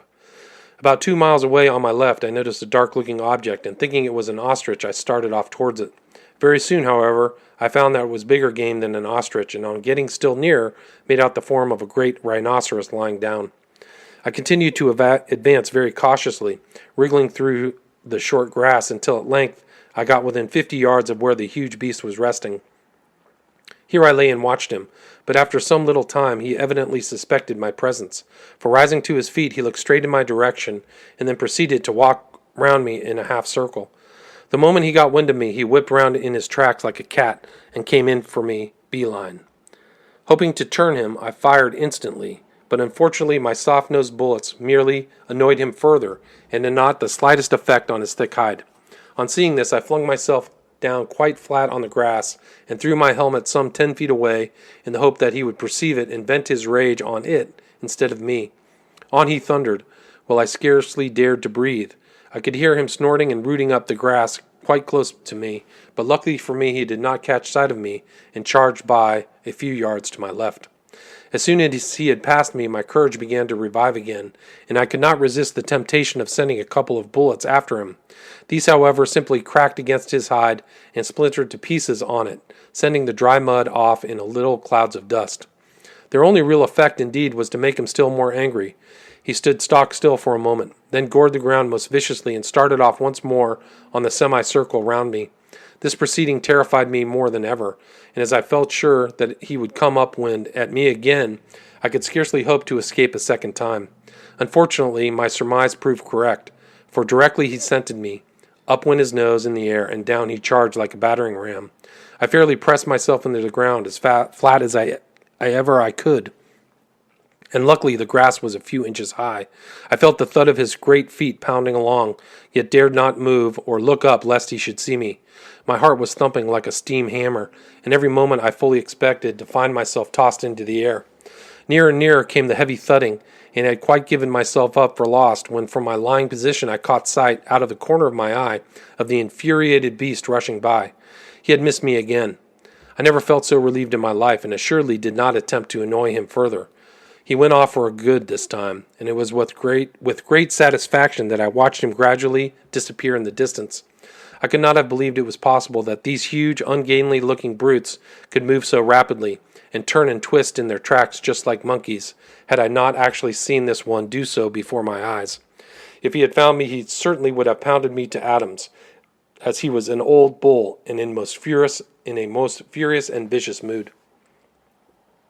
One day when Dr. Brock and I were out shooting, shortly after this incident and not far from where it occurred, we caught sight of 2 rhinos in a hollow some distance from us and commenced to stalk them, taking advantage of every fold in the ground in doing so and keeping about 50 yards apart in case of a charge. In the event one or other of us would be able to get in a broadside shot which would probably roll the beast over. Proceeding carefully in this manner, we managed to get within about 60 yards of them, and as it was my turn for a shot, I took aim at the larger of the 2, just as it was moving its great head from one side to the other, wondering which of us it ought to attack.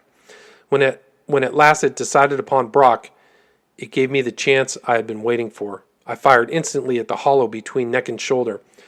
The brute dropped at once, and save for 1 or 2 convulsive kicks in its stumpy legs as it lay half on its back, it never moved again. The second rhino proved to be a well-grown youngster, which showed considerable fight as we attempted to approach its fallen comrade. We did not want to kill it, and accordingly spent about 2 hours in shouting and throwing stones at it before we succeeded in driving it away. We then proceeded to skin our prize. This, as may be imagined, proved rather a tough job, but we managed it in the end. The trophy was well worth the pains I had taken to add it to my collection. Chapter 18. Lions on the Athi Plains. Shortly after I took charge at Railhead, we entered the Kapiti Plain, which gradually merges into the Athi Plain, and indeed is hardly to be distinguished from the latter in the appearance or general character of the country. Together they form a great tract of rolling downs covered with greens, and intersected here and there by dry ravines, along the baked banks of which a few stunted trees, the only ones to be seen, struggle to keep themselves alive. In all this expanse there is absolutely no water in the dry season, except in the Athi River, some 40 miles away, and in a few water holes known only to the wild animals. The great feature of the undulating plains, however, and the one which gives them a never-failing interest, is the great abundance of game of almost every conceivable kind.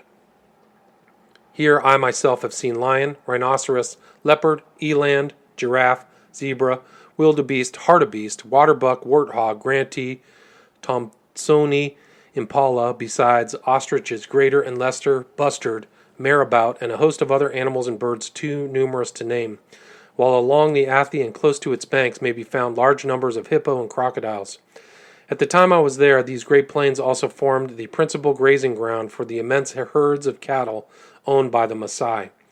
I am very glad to say that the whole of this country on the south side of the railway, as far as the boundary of German East Africa, from Tsavo River on the east to the Kedong Valley on the west, is now a strictly protected game reserve, and so long as this huge expanse is thus maintained as a sanctuary, there can be no danger of any of these species becoming extinct. While crossing this dry expanse, the greatest difficulty I had to contend with was the provision of sufficient water for the 3,000 workmen employed about Railhead, for not a drop could be obtained on the way, nor could we hope for any until we had got to the other side of the plain and had reached the Athi River, which could not be accomplished under a couple of months. As we progressed onwards into the waterless belt, this became a very serious matter indeed, as any breakdown in the supply would have had the most disastrous consequences among so large a body of men working all day under the blazing sun of a tropical climate. Every day 2 trainloads of water in great tanks were brought up from the last stream we had passed, which of course daily fell further to the rear. This was a source of considerable delay, for the line was blocked all the time the water was being pumped into the tanks, and consequently no material for construction could come through, and a good deal of time was also wasted when the trains returned to Railhead in distributing the water to the workmen, who often quarreled and fought in their eagerness to get at it. At first I had most of the tank filling done by night, but on one occasion a line came unpleasantly close to the men working the pump, and so night work had to be abandoned. The coolies themselves were so anxious indeed to get a plentiful supply of water that once or twice some of the more daring spirits among them ventured to go out onto the plains in search of water holes, which, by reason of the large herds of game, we knew must exist somewhere.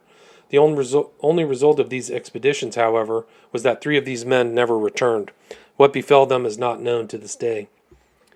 When we had proceeded some distance across this dry land, and when I was experiencing to the full the disadvantage and delay caused by my tank trains, a native of some remote corner of the plains, with nothing by way of dress but a small piece of cowhide thrown over his left shoulder, came to my tent door one day and squatted down on his heels in the native fashion. On being asked his business, he said, "I have heard," he replied, "that the great master wants water. I can show it to him."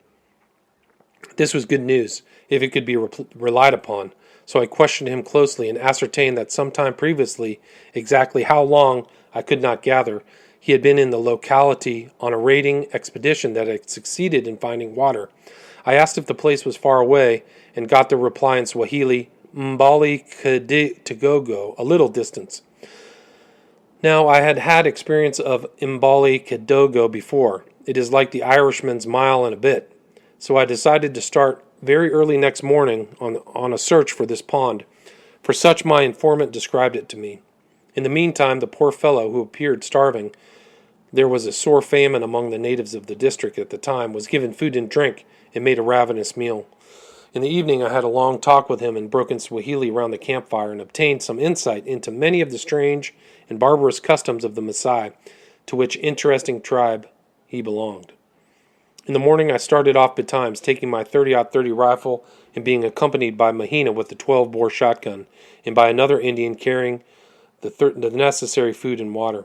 Our Maasai guide, whose name we found to be Lungo, seemed to be quite certain of his way, and led us across the rolling plains more or less in the direction in which the railway was to run, but some miles to the right of its center line. The march was full of interest, for on the way we passed within easy range of herds of wildebeest, hartebeest, gazelle, and zebra. I was out strictly on business, however, and did not attempt a shot, reserving that pleasure for the homeward trip. Late in the afternoon we arrived at Lungo's Pond, a circular dip about 80 yards in diameter, which without doubt had contained water very recently, but which, as I expected to find, was now quite dry. A considerable number of bones lay scattered round it, whether of kills or of animals which had died of thirst I could not say. Our guide appeared very much upset when we found the pond empty, and gave vent to many exclamations in his peculiar language, in which the letter R rolled like a kettle drum. Our search for water having thus proved a failure, I determined to try my luck with the game. The Maasai and the Indian were sent back to camp, while Mahina and I made a big detour from the dried-up waterhole. Game abounded in all directions, but the animals were much more shy than they had been in the morning, and it was in vain that I stalked, if it can be called stalking, when as a matter of fact one has to move in the open. Splendid specimens of Thompson's and Grant's gazelle. I might have attempted a shot once or twice, but the probability was that owing to the long range it would have resulted only in a wound, and I think there is nothing so painful as to see an animal limping about in a crippled condition. In this fruitless manner we covered several miles, and I was beginning to think that we should have to return to camp without so much as firing a shot. Just then, however, I saw a herd of wildebeest, and with much care I managed to get within 300 yards of them. I singled out the biggest head and waited for a favorable moment, fired at him, dropping him at once. I ran up to the fallen beast, which appeared to be dying, and told Mahina to drive the hunting knife right through his heart, so as to put him quickly out of pain. As Mahina was not doing this as skillfully or as quickly as I thought might be done, and seemed unable to pierce the tough hide, I handed him my rifle and took the knife in order to do it myself. Just as I raised the knife to strike, I was startled by the wildebeest suddenly jumping to his feet. For a moment he stood looking at me in a dazed and tottery kind of way, and then to my amazement he turned and made off. At first he moved with such a shaky and uncertain gait that I felt confident that he could only go a few yards before dropping. So, as I did not wish to disturb the other game around us by firing a second shot, I thought it best just to wait. To my utter astonishment, however, after he had staggered up for about 60 yards, he seemed to revive suddenly, broke into his ordinary gallop, and quickly rejoined the herd. From that time I lost all trace of him, though I followed up for 4 or 5 miles. The wildebeest, in fact, is like Kipling's Fuzzy Wuzzy. He's generally shaman when he's dead. And my friend Rawson about this time had an experience very similar to mine, but attended with much more serious results. He had knocked his wildebeest over in much the same way, and thought it was dead. And as he was very keen on obtaining photographs of game, he took his stand camera from the Indian who carried it and proceeded to focus it on the animal's head. When he was just about to take the picture, he was thunderstruck to see the wildebeest jump up and come charging down upon him. He sprang quickly aside, and in an instant up went the camera into the air, followed by the next moment by the unfortunate Indian, the wildebeest having stuck its horn right through the man's thigh and tossed him over its back. Fortunately, the brute fell dead after this final effort, leaving Rawson grateful for his escape. After abandoning the chase of my wildebeest, we had not gone far on our way towards the home camp when I thought I observed something of a reddish color moving in a patch of long grass, a good distance to our left front. I asked Mahina if he could make out what it was, but he was unable to do so, and before I could get my field glasses to bear, the animal, whatever it was, had disappeared into the grass. I kept my eye on the spot, however, and we gradually approached it. When we were about 100 yards off, the reddish object again appeared, and I saw that it was nothing less than the shaggy head of a lion peeping over the long grass. This time Mahina also saw what it was and called out, "Dekko Sahib, sure. Look, master, a lion." I whispered to him to be quiet and to take no notice of him while I tried my best to follow my own advice. So we kept on, edging up towards the beast, but apparently oblivious to his presence, as he lay there grimly watching us. As we drew near, I asked Mahina in a whisper if he felt equal to facing a charge from the sure if I should wound him. He answered simply that where I went, there he would go also, and right well he kept his word. I watched the lion carefully out of the corner of my eye as we closed in. Every now and then he would disappear from view for a moment, and it was a fascinating sight to see how he slowly raised his massive head above the top of the grass again and gazed calmly and steadily at us as we neared him. Unfortunately, I could not distinguish the outline of his body, hidden as it was in the grassy thicket. I therefore circled cautiously round in order to see if the cover was sufficiently thin at the back to make a shoulder shot possible. But as we moved, the lion also twisted round and so always kept his head full on us.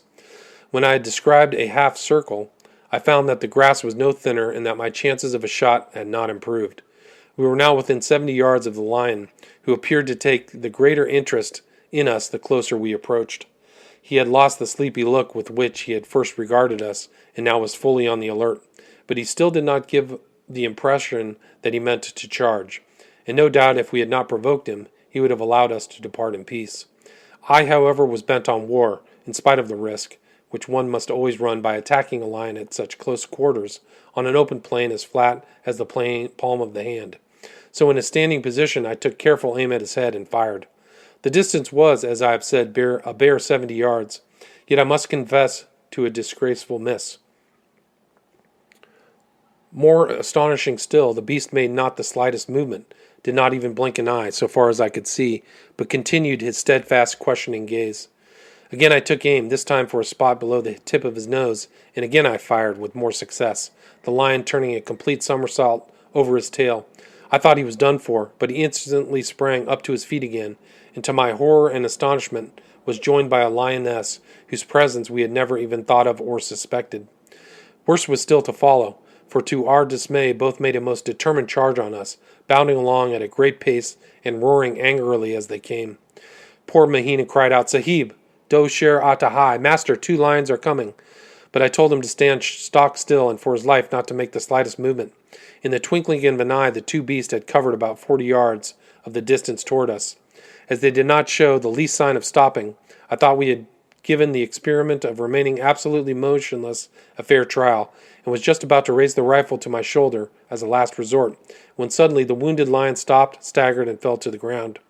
The lioness took a couple of bounds nearer to us, and then, to my unmeasured relief, turned to look round for her mate, who had by this time managed to get to his feet again. There they both stood, growling viciously and lashing their tails, for what appeared to me to be a succession of ages.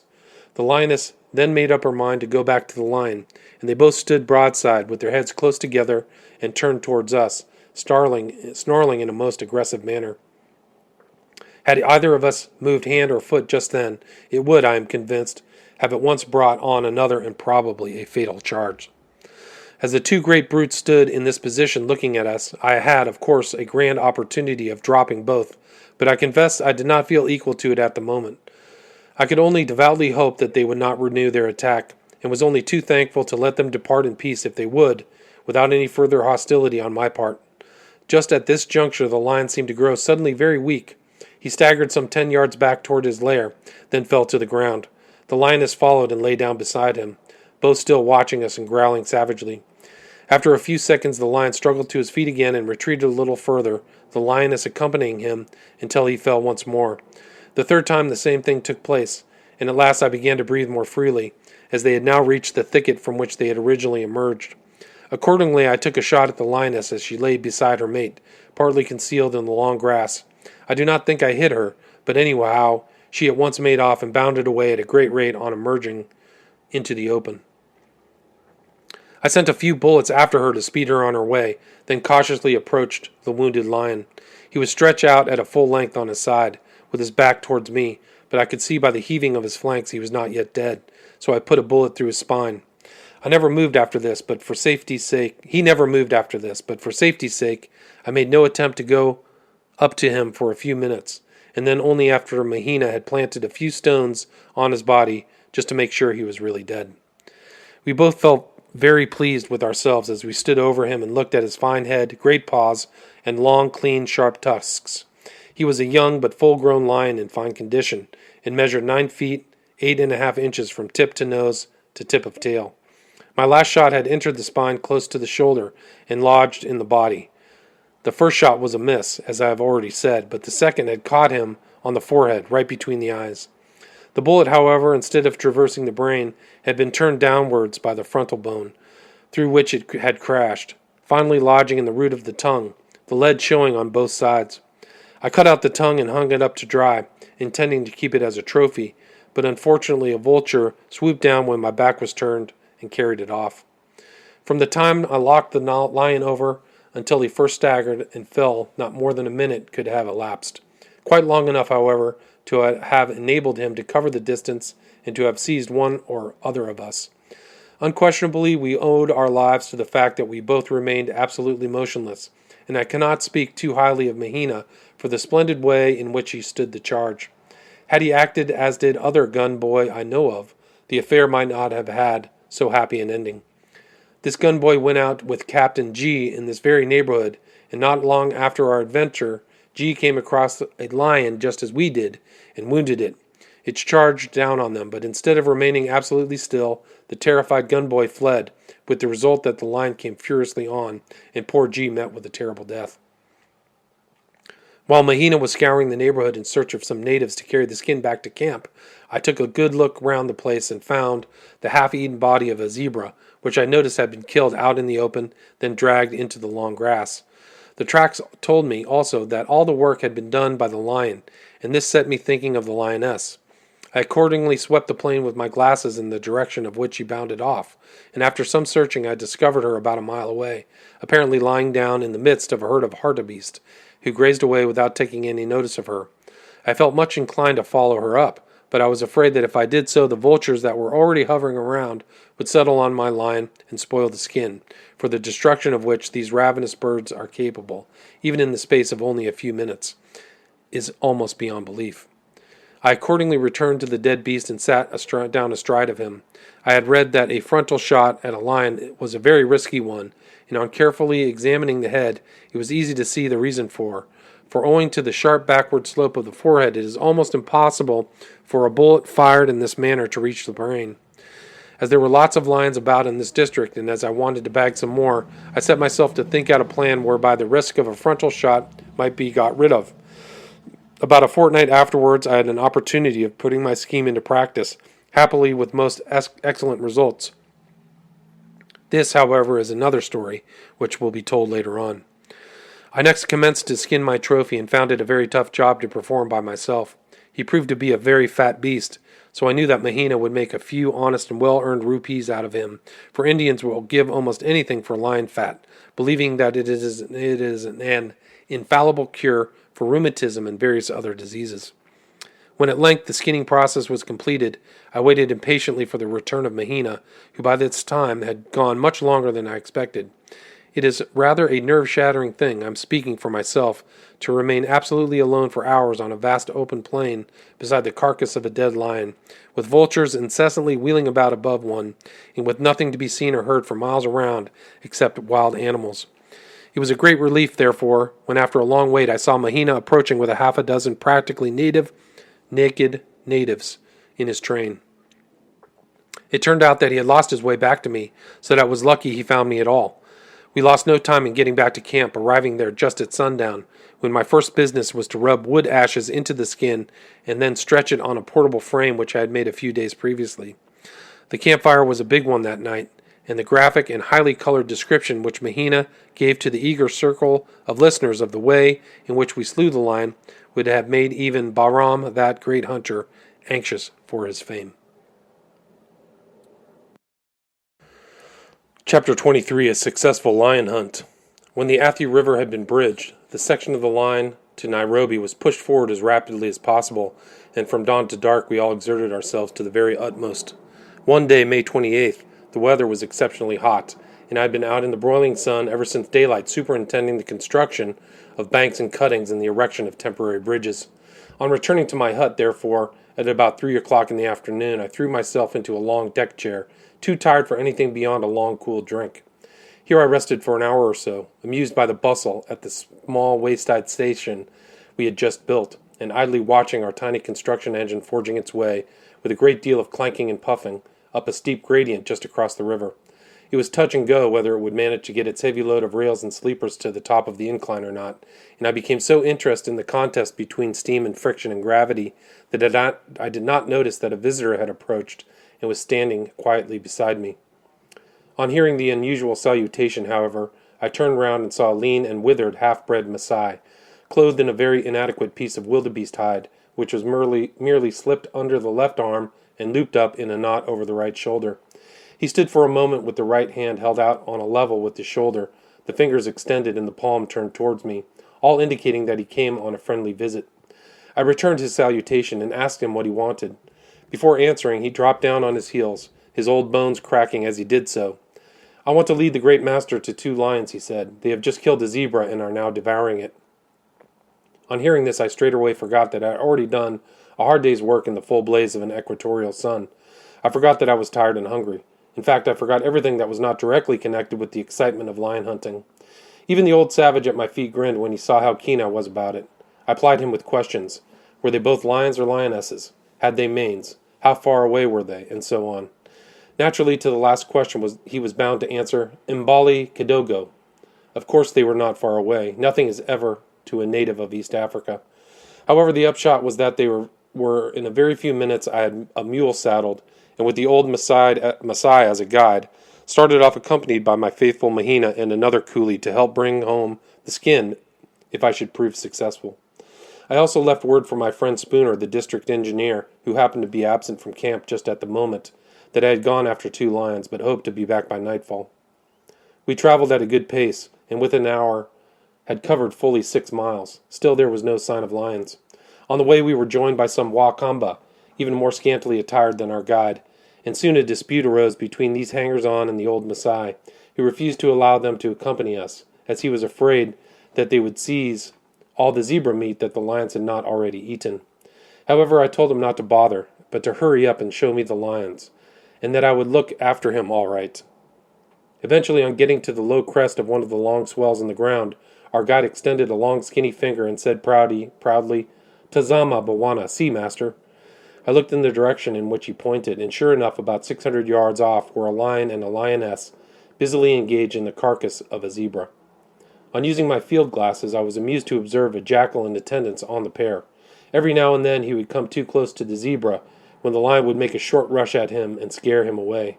The little jackal looked almost ridiculous, scampering off before the huge beast with his tail well down, but no sooner did the lion stop and return to his meal than he crept nearer again. The natives say, by the way, that a lion will eat every kind of animal, including even other lions, except a jackal or a hyena. I was also interested to notice the way in which the lion got at the flesh of the zebra. He took a short run at the body, and putting his claws well into the skin, in this manner tore off great strips of the hide. While I was thus studying the picture, my followers became impatient at my inactivity, and coming up to the top of the rise, showed themselves on the skyline. The lion saw them at once, turning round and standing erect to stare at them. There was not an atom of cover to be seen, nor any chance of taking advantage of the rolling ground, for it did not slope in the required direction. So I started to walk in the open in a sidelong direction towards the formidable-looking pair. They allowed me to come 100 yards or so nearer to them, and then the lioness bolted, the lion following her at a more leisurely trot. As soon as they left the body of the zebra, my African following made a rush for it, and began a fierce fight over the remains, so that I had to restore order and leave a coolie to see that our guide got the large share, as he deserved. In the meantime, the lion, hearing the noise of the squabble, halted on the crest of the hill to take a deliberate look at me, and then disappeared over the brow. I jumped onto my mule and galloped as hard as I could after him, and luckily found the pair still in sight when I reached the top of the rise. As soon as they saw me following them up, the lioness took covert in some long grass that almost concealed her when she lay down, but the lion continued to move steadily away. Accordingly, I made for a point which would bring me about 200 yards to the right of the lioness, and which would leave a deep natural hollow between us, so as to give me a better chance, in the event of a charge, of bowling her over as she came up the rise towards me. I could plainly make out her light-colored form in the grass, and took careful aim and fired. In an instant she was kicking on her back and tossing about, evidently hard hit. In a few seconds more she lay perfectly still, and I saw that she was dead. I now turned my attention to the lion, who meanwhile had disappeared over another rise. By this time Mahina and the other Indian, with 3 or 4 of the disappointed Wakamba, had come up, so we started off in a body in pursuit of him. I felt sure that he was lurking somewhere in the grass not far off, and I knew that I could depend upon the native eye to find him if he showed so much as the tip of his ear. Nor was I disappointed, for we had scarcely topped the next rise when one of the Wakamba spotted the dark brown head of the brute as he raised it for an instant above the grass in order to watch us. We pretended not to have seen him, however, and advanced to within 200 yards or so, when, as he seemed to be getting uneasy, I thought it best to risk a shot even at this range. I put up the 200-yard sight, and the bullet fell short, but the lion never moved. Raising the sight another 50 yards, I rested the rifle on Mahina's back for the next shot, and again missed. Fortunately, however, the lion still remained quiet. I then decided to put into practice the scheme I had thought out the day I sat astride the lion I had killed on the Kapiti plain. So I told all my followers to move off to the right, taking the mule with them, and to make a half-circle round the animal, while I lay motionless in the grass and waited. The ruse succeeded admirably, for as the men moved round, so did the lion, offering me at last a splendid shoulder shot. I took very careful, steady aim and fired, with the result that he rolled over and over. Then he made 1 or 2 attempts to get up, but failed. I then ran up to within a few yards of him, and, helpless as he was with a bullet through both shoulders, he was still game, and twisted round so as to face me, giving vent all the time to savage growls. A final shot laid him out, however, and we at once proceeded to skin him. While we were busy doing this, one of the Wakamba suddenly drew my attention to the fact that we were actually being stalked at that very moment by 2 other lions, who eventually approached to within 500 yards distance, then lay down to watch us skinning their dead brother, their big shaggy heads rising every now and again above the grass to give us a prolonged stare. At the time I knew little what a stirring adventure was in store for me next day while in pursuit of those same brutes. It was almost dark when the skinning process was finished, so without delay we started on our way back to camp, which was about 7 miles off. The lioness I thought I should leave to be skinned the next day, but the men I sent out to do the job on the morrow were unable to find any trace of her. They probably missed the place where she lay, for I'm sure that I killed her. It was a good 2 hours after night had fallen before we got anywhere near the railway. In the last few miles I was obliged to do by the guidance of the stars. Tramping over the plain on a pitch-dark night, with lions and rhino all about, was by no means pleasant work, and I heartily wished myself and my men safely back in camp. Indeed, I was beginning to think that I must have lost my bearings and was getting anxious about it, when to my relief I heard a rifle shot about a half a mile ahead of us. I guessed at once that it was fired by my good friend Spooner in order to guide me, so I gave a reply signal, and on getting to the top of the next rise, I saw the plain in front of me, all twinkling with lights. When he found that I had not returned by nightfall, Spooner had become nervous about me, and fearing that I had met with some mishap, had come out with a number of the workmen in camp to search for me in the direction I had taken in the afternoon. He was delighted to find me safe and sound, and with a lion skin as a trophy, while I was equally glad to have his escort and company back to camp, which was still over a mile away. When we had settled down comfortably to dinner that night, I fired Spooner's sporting ardor by telling him of the fine pair of lions who had watched us skinning their companion, and we agreed at once to go out the next day and try to bag them both. Spooner and I had often had many friendly arguments in regard to the comparative courage of the lion and the tiger, he holding the view that Stripes was the more formidable foe, while I, though admitting to the full the courage of the tiger, maintained from lively personal experience that the lion, when once roused, was unequaled for pluck and daring, and was in fact the most dangerous enemy one could meet with. He may at times slink off and not show fight, but get him in the mood or wound him, and only his death or yours will end the fray. That at least was my experience of the East African lions. I think that Spooner has now come round to my opinion, his conversion taking place the next day in a very melancholy manner. Chapter 24. Bhuta's Last Shikar. Long after I had retired to rest that night, I lay awake listening to roar answering roar in every direction round our camp, and realized that we were indeed in the midst of a favorable haunt of the king of beasts. It is one thing to hear a lion in captivity when one knows he is safe behind iron bars, but quite another to listen to him when he is ramping around in the vicinity of one's fragile tent, with which a single blow he could tear to pieces. Still, all this roaring was of good omen for the next day's sport. According to our overnight arrangement, we were up betimes in the morning, but as there was a great deal of work to be done before we could get away, it was quite midday before we made ready to start. I ought to mention before going further that as a rule Spooner declined my company on shooting trips, as he was convinced that I should get scuppered sooner or later if I persisted in going after lions with a pop gun, as he contemptuously termed my 30-03. Indeed, this was rather a bone of contention between us, he being a firm believer, and rightly, in a heavy weapon for big and dangerous game, while I always did my best to defend the 30-03, which I was in the habit of using. On this occasion we effected a compromise for the day, accepting the loan of a spare 12-bore rifle as a second gun in case I should get to close quarters. But my experience has been that it is always a very dangerous thing to rely on a borrowed gun or rifle unless it has precisely the same action as one's own, and certainly in this instance it almost proved disastrous. Having thus seen to our rifles and ammunition, and taking care also that some brandy was put in the luncheon basket in case of an accident, we set off early in the afternoon in Spooner's Tonga, which is a two-wheeled cart with a hood over it. The party consisted of Spooner and myself, Spooner's Indian shikari Bhuta, my own gunboy Mahina, and two other Indians, one of whom, Imam Din, rode in the Tonga, while the other led a spare horse called Blaze Away. Now it may seem a strange plan to go lion hunting in the Tonga, but there is no better way of getting about country like the Athi Plains where, so long as it is dry, there is little or nothing to obstruct wheeled traffic. Once started, we rattled over the smooth expanse at a good rate, and on the way bagged a hartebeest and a couple of gazelle, as fresh meat was badly needed in camp.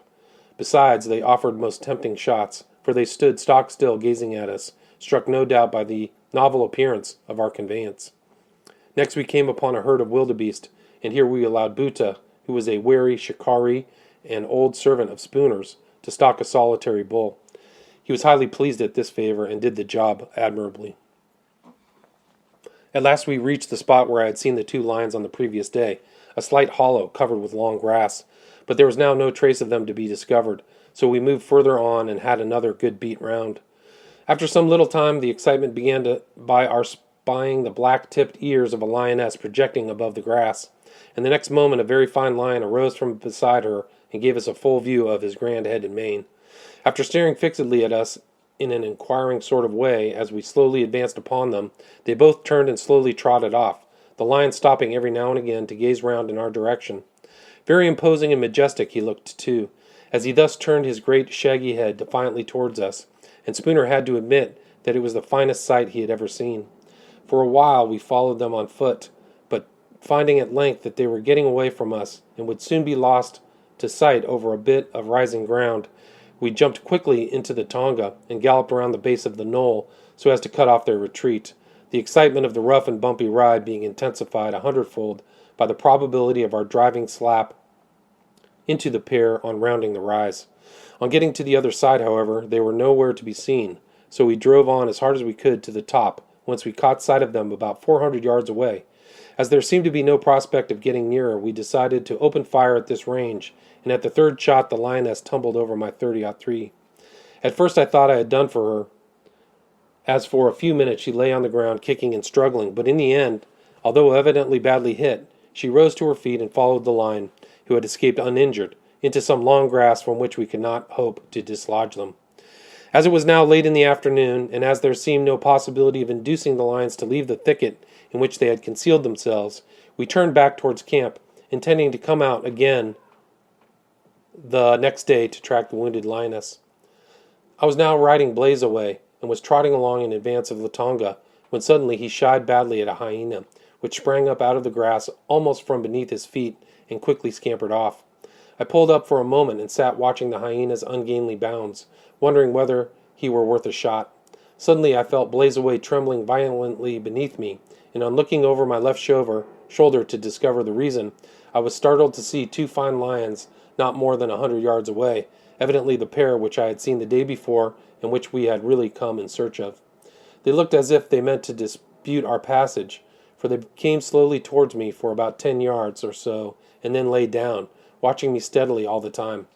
I called out to Spooner, "Here are the lions I told you about," and he whipped up the ponies, and in a moment or two he was beside me with the tonga. By this time I had seized my .30-03 and dismounted, so we at once commenced a cautious advance on the crouching lions, the arrangement being that Spooner was to take the right hand one and I the other. We had got to within 60 yards range without incident, and were just about to sit down comfortably to pot them, when they suddenly surprised us by turning and bolting off. I managed, however, to put a bullet into the one that I had marked, just as he crested a bank, and he looked very grand as he reared up against the sky and clawed the air on feeling the lead. For a second or two he gave me the impression that he was about to charge, but luckily he changed his mind and followed his companion, who had so far escaped scot-free. I immediately mounted Blaze away and galloped off in hot pursuit, and after about a half a mile of very stiff going got up with them once more. Finding now that they could not get away, they halted, came to bay, then charged down upon me, the wounded lion leading. I had left my rifle behind, so all I could do was to turn and fly as fast as Blaze away could go, praying inwardly the while that he would not put his foot into a hole. When the lions saw that they were unable to overtake me, they gave up the chase and lay down again, the wounded one being about 200 yards in front of the other. At once I pulled up too, and then went back a little way, keeping a careful eye upon them. And I continued these tactics of riding up and down at a respectful distance until Spooner came up with the rifles, when we renewed the attack. As a first measure, I thought it advisable to disable the unhurt lion if possible, and still using the .30-03, I got him with the second shot at a range of about 300 yards. He seemed badly hit, for he sprang into the air and apparently fell heavily. I then exchanged my .30-03 for Spooner's spare 12-bore rifle, and we turned our attention to the nearer lion, who all this time had been lying perfectly still, watching our movements closely, and evidently just waiting to be down upon us the moment we came within charging distance. He was never given his opportunity, however, for we did not approach nearer than 90 yards, When Spooner sat down comfortably and knocked him over quite dead with one shot from his .577, the bullet entering the left shoulder obliquely and passing through the heart. It was now dusk, and there was no time to be lost if we meant to bag the second lion as well. We therefore resumed our cautious advance, moving to the right as we went, so as to get behind us what light there was remaining. The lion, of course, twisted round in the grass in such a way as always to keep facing us, and looked very ferocious, so that I was convinced that unless he were entirely disabled by the first shot, he would be down on us like a whirlwind. All the same, I felt confident that, even in this event, one of us would succeed in stopping him before he could do any damage, but in this I was unfortunately to be proven mistaken. Eventually we managed to get within 80 yards of the enraged animal, I being about 5 yards to the left front of Spooner, who was followed by Buta at about the same distance to his right rear. By this time the lion was beside himself with fury, growling savagely and raising quite a cloud of dust by lashing his tail against the ground. It was clearly high time that we did something, so asking Spooner to fire, dropped one knee and waited. Nor was I kept long in suspense, for the moment Spooner's shot rang out, up jumped the lion and charged down in a beeline for me, coming in long, low bounds at great speed. I fired the right barrel at about 50 yards, but apparently missed, the left at about half that range, still without stopping effect. I knew just then that there was no time to reload, so remained kneeling, expecting him to be on me in the next moment. Suddenly, just as he was within a bound of me, he made a quick turn to my right. Good heavens, I thought, he's going for Spooner. I was wrong in this, however, for like a flash he passed Spooner also, and with a last tremendous bound seized Buta by the leg and rolled over and over with him for some yards in the impetus of the rush. Finally he stood over him and tried to seize him by the throat, which the brave fellow prevented by courageously stuffing his left arm right into the great jaws. Poor Buta.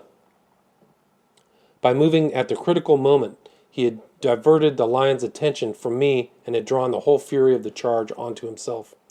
All this, of course, happened in only a second or two. In the short instant that intervened, I felt a cartridge thrust into my hand by Spooner's plucky servant, Imam Din, who had carried the 12-bore all day, and who had stuck to me gallantly throughout the charge. And shoving it in, I rushed as quickly as I could to Buddha's rescue. Meanwhile, Spooner had got there before me, and when I came up actually had his left hand on the lion's flank, in a vain attempt to push him off Buddha's prostrate body, and so get at the heavy rifle which the poor fellow still stoutly clutched. The lion, however, was so busy engaged mauling Buddha's arm that he paid not the slightest attention to Spooner's efforts. Unfortunately, as he was facing straight in my direction, I had to move up in full view of him, and the moment I reached his head, he stopped chewing the arm, though still holding it in his mouth, and threw himself back on his haunches, preparing for a spring, at the same time curling back his lips and exposing long tusks in a savage snarl. I knew then that I had not a moment to spare, so I threw the rifle up to my shoulder and pulled the trigger. Imagine my utter despair and horror when it did not go off. Misfire again, I thought, and my heart almost stopped beating. As I took a step backwards, I felt it was all over. No, for he would never give me time to extract the cartridge and load again. Still, I took another step backwards, keeping my eyes fixed on the lions, which were blazing with rage. And in the middle of my third step, just as the brute was gathering himself for a spring, it suddenly struck me that in my haste and excitement, I had forgotten that I was using a borrowed rifle and had not pulled back the hammer. My own was hammerless. To do this and put a bullet through the lion's brain was then the work of a moment, and he fell dead instantly right on top of Buddha. We did not lose a moment in rolling his great carcass off of Buddha's body and quickly forced opening the jaws so as to disengage the mangled arm which still remained in his mouth. By this time the poor shikari was in a fainting condition, and we flew to the tonga for the brandy flask which we had so providentially brought with us.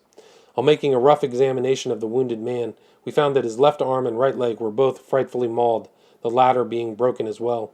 He was lifted tenderly into the tonga. How thankful we now were to have it with us, and Spooner at once set off with him to camp and the doctor. Before following them home, I made a hasty examination of the dead lion and found him to be a very good specimen in every way. I was particularly satisfied to see that one of the 2 shots I had fired as he charged down upon me had taken effect. The bullet had entered below the right eye, and only just missed the brain. Unfortunately, it was a steel one which Spooner had unluckily brought in his ammunition bag by mistake. Still, one would have thought that a shot of this kind, even with a hard bullet, would at least have checked the lion for the moment. As a matter of fact, however, It went clean through him without having the slightest stopping effect. My last bullet, which was of soft lead, had entered close to the right eye and embedded itself in the brain. By this time it had grown almost dark, so I left the 2 dead lions where they lay and rode for camp, which I was lucky enough to reach without further adventure or mishap. I may mention here that early next morning 2 other lions were found devouring the one we had first shot, but they had not had the time to do much damage, and the head, which I have had mounted, makes a very fine trophy indeed. The lion that mauled Buta was untouched. On my arrival in camp, I found that everything that was possible was being done for poor Buta by Dr. McCulloch, who the same who had traveled up with me to Tsavo and shot the ostrich from the train on my first arrival in the country, and who was luckily in the spot. His wounds had been skillfully dressed, the broken leg put in splints, and under the influence of a soothing draught, the poor fellow was soon sleeping peacefully. At first we had great hope of saving both life and limb, and certainly for some days he seemed to be getting on as well as could be expected.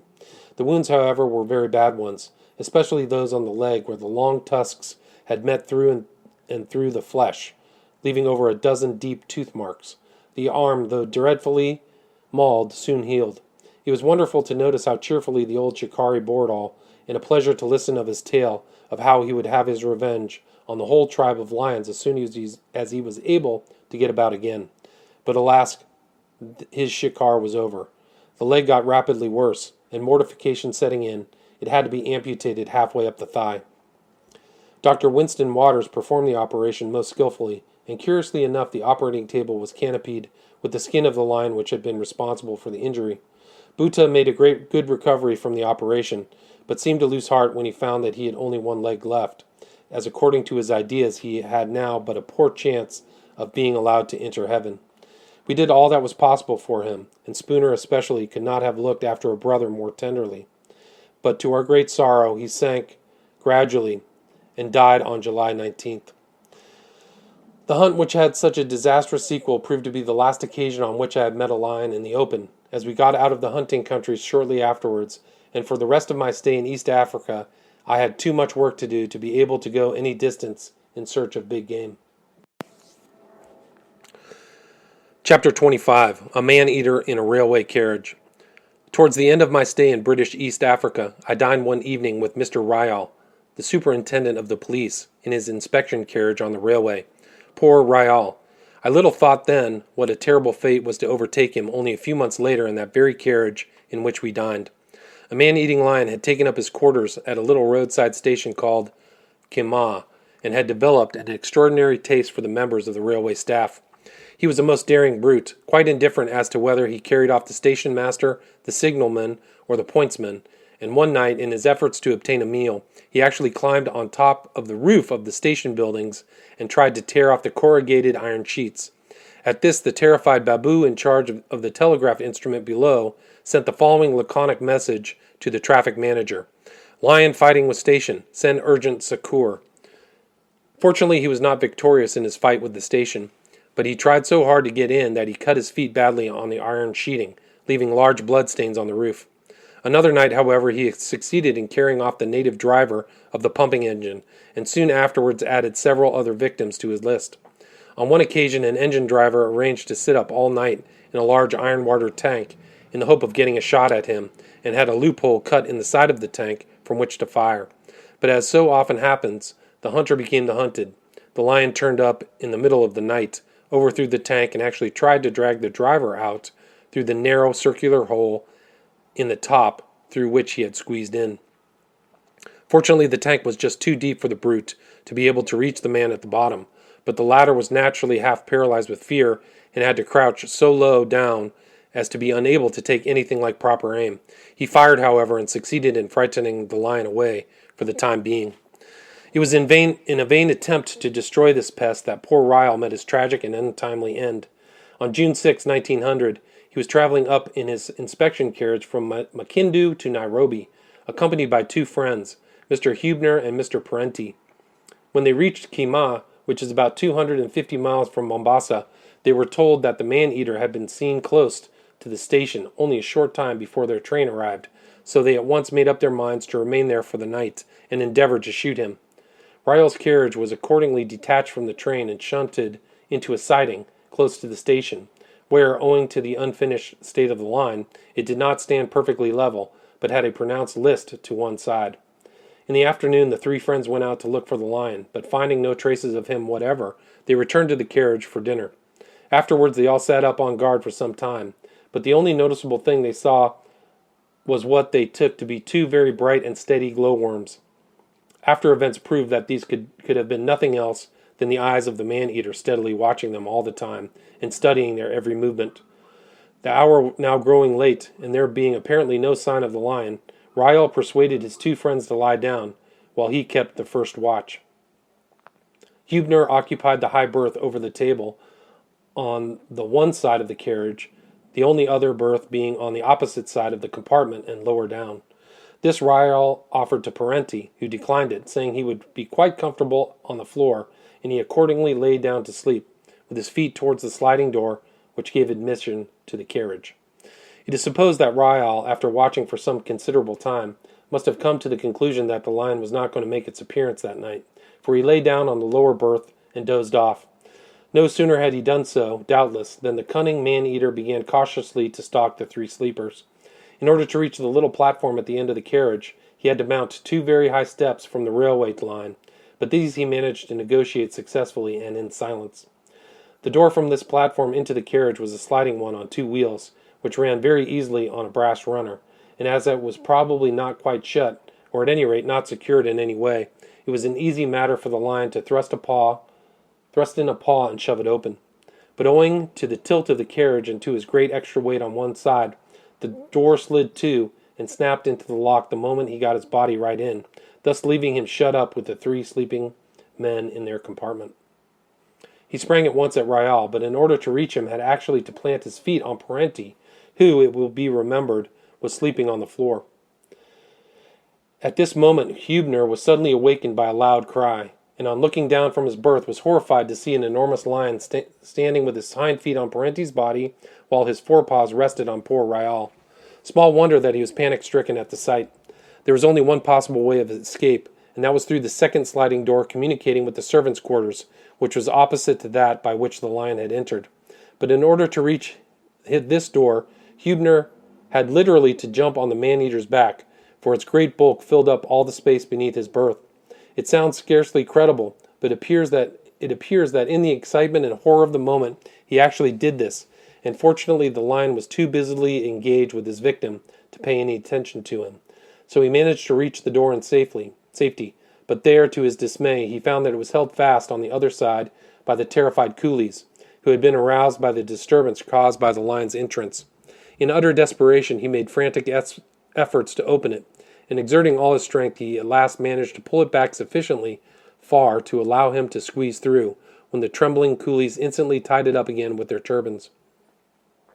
A moment afterwards a great crash was heard, and the whole carriage lurched violently to one side. The lion had broken through one of the windows, carrying off poor Rael with him. Being now released, Parenti lost no time in jumping through the window on the opposite side of the carriage, and fled for refuge in one of the station buildings. His escape was little short of miraculous, as the lion had been actually standing on him as he lay on the floor. The carriage itself was badly shattered, and the woodwork of the window had been broken to pieces by the passage of the lion as he sprang through with his victim in his mouth. All that can be hoped is that poor Rael's death was instantaneous. His remains were found the next morning about a quarter of a mile away in the bush, and were taken to Nairobi for burial. I'm glad to be able to add that very shortly afterwards the terrible brute who was responsible for this awful tragedy was caught in an ingenious trap constructed by one of the railway staff. He was kept on view for several days and then shot. Chapter 26, Work at Nairobi. Although the lion which caused poor Buta's death was the last I managed to shoot in East Africa, I saw several others afterwards while traveling up and down the line at different times on construction work. In particular, I remember one very curious incident which happened early in the morning of June 2nd, when I was traveling towards Nairobi, accompanied by Dr. McCulloch. The doctor was going home on leave in the course of a few days, and was bemoaning to me his bad luck in never having shot or even seen a lion all the time he had been in country. We were standing on the engine at the time, facing each other, with his back to the north. "My dear Mac," I said, "it is because you don't look out for them." "Rubbish," he retorted. I do nothing else when I am out hunting. Well, I replied, are you really very anxious to shoot one before you go home? I would rather get a lion than anything else in the world, was the emphatic reply. Very good then, Sultan, I called the driver. Stop the engine.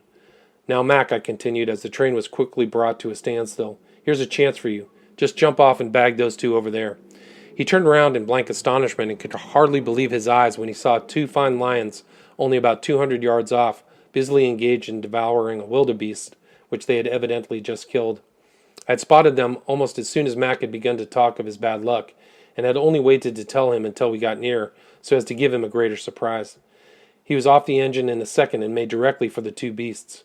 Just as he was about to fire, one of them bolted, so I called out to him to shoot the other quickly before he too made good his escape. This one was looking at us over his shoulder with one paw on the dead wildebeest. While he stood at this attitude, Mac dropped him with a bullet through the heart. Needless to say, he was tremendously delighted with his success, and after the dead lion had been carried to the train and propped up against the carriage, I took a photograph of him standing beside his fine trophy. 3 days after this incident, Railhead reached Nairobi, and I was given charge of the new division of the line of Nairobi, was to be the headquarters of the railway administration, so there was an immense amount of work to be done in converting an absolutely bare plain 327 miles from the nearest place where even a nail could be purchased into a busy railway center.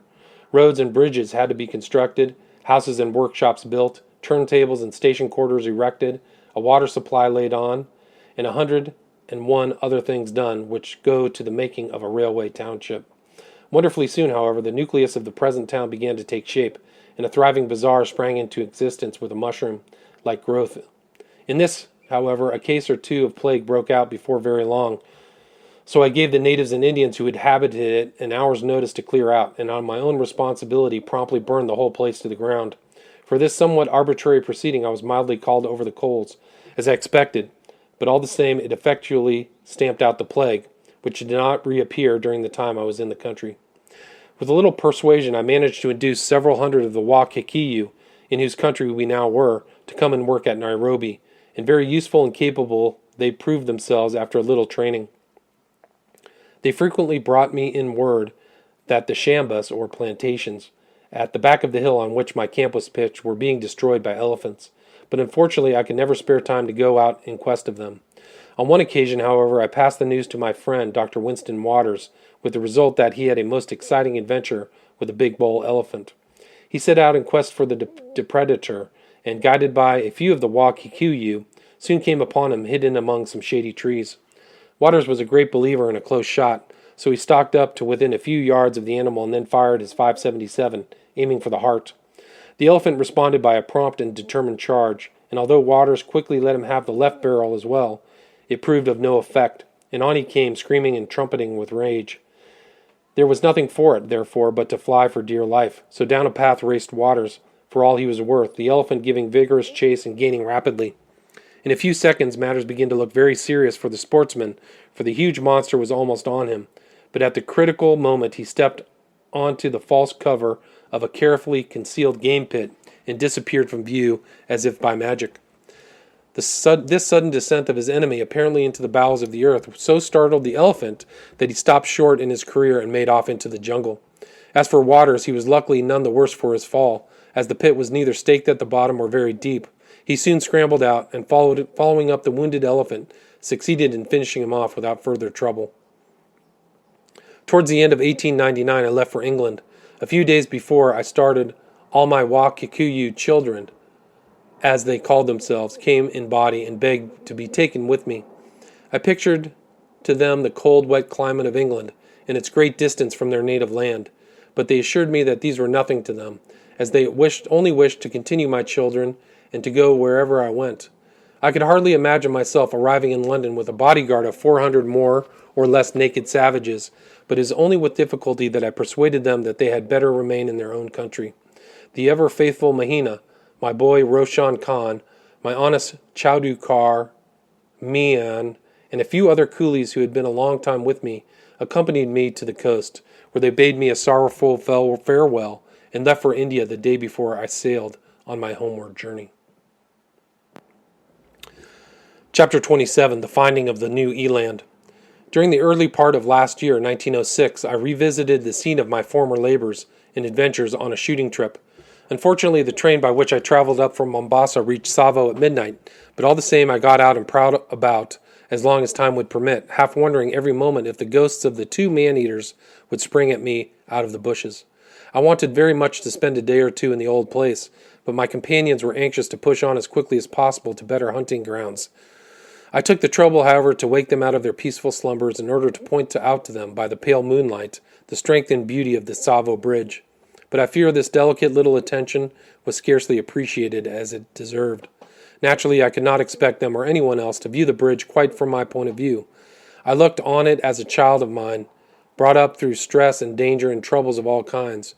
But the ordinary traveler, of course, knows nothing of this, and doubtless thinks it only a very commonplace and insignificant structure indeed. We spent a few days at Nairobi, now a flourishing town of some 6,000 inhabitants, supplied with every modern comfort and luxury, including a well-laid-out racecourse, and after a short trip to Lake Victoria, Nyanza, and Uganda, we made our way back to Eldama Ravine, which lies some 20 miles north of Londiani Station in the province of Naivasha. Here we started in earnest on our big game expedition, which I am glad to say proved to be a most delightful and interesting one in every way. The country was lovely, and the climate cool and bracing. We all got a fair amount of sport, our bag including rhino, hippo, waterbuck, reedbuck, hartebeest, wildebeest, ostrich, impala, oryx, roan antelope, etc. But for the present I must confine myself to a short account of how I was lucky enough to shoot a specimen of an entirely new race of eland. Our party of 5, including one lady who rode and shot equally straight, left the Eldama Ravine on January 22nd and trekked off in an easterly direction across the Laikipia Plateau. As the trail on which we were to take was very little known and almost impossible to follow without a guide, Mr. Foker, the district officer at the ravine, very kindly procured us a reliable man, a young Washin Gishu Masai named Uliagurma. But as he could not speak a word of Swahili, we had to engage an interpreter, an excellent cheery fellow of the same tribe named Landalu. And he in his turn possessed a kinsman who insisted on coming too, although he was no earthly use to us. Our route took us through the Solai Swamp, over the Multilo and Subuko Lultian ranges, and across many unexpected rivers and streamlets. On our first march, I noticed that Uliagurma, our Kirongozi or guide, was suffering extremely, though uncomplainingly, from earache, so I told him to come to me when we got to camp, and I could see what I could do for him. Strange to say, my doctoring proved most successful, and Uliagurma was so grateful that he spread my fame as a medicine man far and wide among the natives wherever we trekked. The consequence was that men, women, and children in every state of disease and crippledom came and besieged our camps, begging for some of the magical dawa or medicine. I used to do what I could, and only hope I did not injure many of them, but it was heart-rending to see some of the quite hopeless cases I was expected to cure. After we had climbed the Subu Ko Lultian and got a footing on the plateau, we pitched our camp on the banks of the Angarua River, where we found a big Maasai kraal, the inhabitants of which seemed much astonished at our sudden appearance in their neighborhood. They were very friendly, however, and visited our camp in swarms an hour or so after our arrival. Riding my pony and accompanied by a Landalu as interpreter, and my gun-bearer Juma, I returned their call in the afternoon, when the El Morani, or warriors, gave, for my entertainment, an exhibition of the gymnastic exercises which they practice regularly in order to more particularly to strengthen their legs and render them supple. After the performance, I asked if there was any game about, and was told that some might be found a few miles to the north of the kraal. So I set out at once with Landalu and Juma to try my luck. It was a perfect afternoon, and no sooner had I cleared the belt of scrub which grew round the kraal, when by the aid of my glasses I saw a herd of zebra and other game away in the distance, feeding peacefully on the rolling prairie. I made my way steadily towards them, and noticed as I went that a couple of eland were gradually drawing away from the rest of the herd. I marked these for my own, carefully noting the direction in which they were taking. I dismounted and made a detour round a rise so as to lie in wait for them and cut them off. My plan succeeded admirably, for the two fine animals continued to come straight towards me without suspicion, feeding quietly, by the way. When they got to within 80 yards or so, I picked out the bigger head and was only waiting for him to make a slight turn before pulling the trigger, when bang went the heavy rifle of one of my companions about a half-mile away. In an instant, the two eland had bounded off, and I decided not to risk a shot, in the hope that they would soon settle down again and give me another chance. Mentally blessing my friend for firing at this untimely moment, I watched them make for a belt of wood about a mile further on, hoping against hope that they would remain on the near side of it. No such luck, however, for they plunged into it and were quickly swallowed up out of my sight. Running to my pony, which Landalu had dexterously brought up, I galloped in the direction of the spot in the trees where the eland had disappeared, but imagine my vexation when I found that I had to pull up sharp on the edge of a nasty-looking swamp, which at first sight appeared too boggy and treacherous to attempt to cross. I rode up and down it without being able to find anything like a really safe crossing place, so in desperation I at last determined to take the risk of crossing it along an old rhino path where the reeds were flattened down. My pony floundered bravely through and eventually succeeded in getting safely to the other side. I then made my way cautiously through the bolt of trees and was relieved to find that it was only half a mile or so broad. I dismounted as I neared the further side, and tying my pony to a tree, crept quietly forward, expecting to see the eland not far off. But to my disappointment, there was no trace of game or any kind on the whole wide stretch of country that met my view. I therefore tried another direction, and taking a half turn to my left, made my way carefully through some open glades to the top of a little rise not far off. The sight that now met my eyes fairly took my breath away, for there, not 300 yards off and stalking placidly along at a slow walk, was a herd of fully 100 eland of all ages and sizes. The rear of the column was brought up by a magnificent old bull, and my heart jumped for joy as I watched him from the shelter of the bushes which I lay concealed. The next thing to be done was to decide on a plan of attack, and this had to be thought of without loss of time, for the wind was blowing from me almost in the direction of the eland, who would certainly scent me very soon if I did not get away. Quickly noting the direction in which they were moving, I saw that if all went well, they ought to pass close to a little hillock about a mile or so off, and if I were very sharp about it, I thought I could make a circuit through the wood and be on this rise in a good position for both wind and cover before the herd could reach it. Accordingly, I crept away with the object of finding my mount, but to my delight, and just behind me and well hidden, stood the undefeated Landalu, who in some mysterious way had followed me up, found the pony where I left it tied to a tree, and brought it to me. With a bright grin on his face, he thrust the reins into my hand, and I was up and galloping off in an instant. I soon discovered that I had further to go than I expected, for I was forced to make a big detour in order to keep out of sight of the herd. But on halting once or twice and peeping through the trees, I saw that all was going well, and that they were still calmly moving on in the right direction. The last quarter of a mile had to be negotiated in the open, but I found that by lying flat down on my pony's back, I was completely hidden from the advancing herd by an intervening swell in the ground.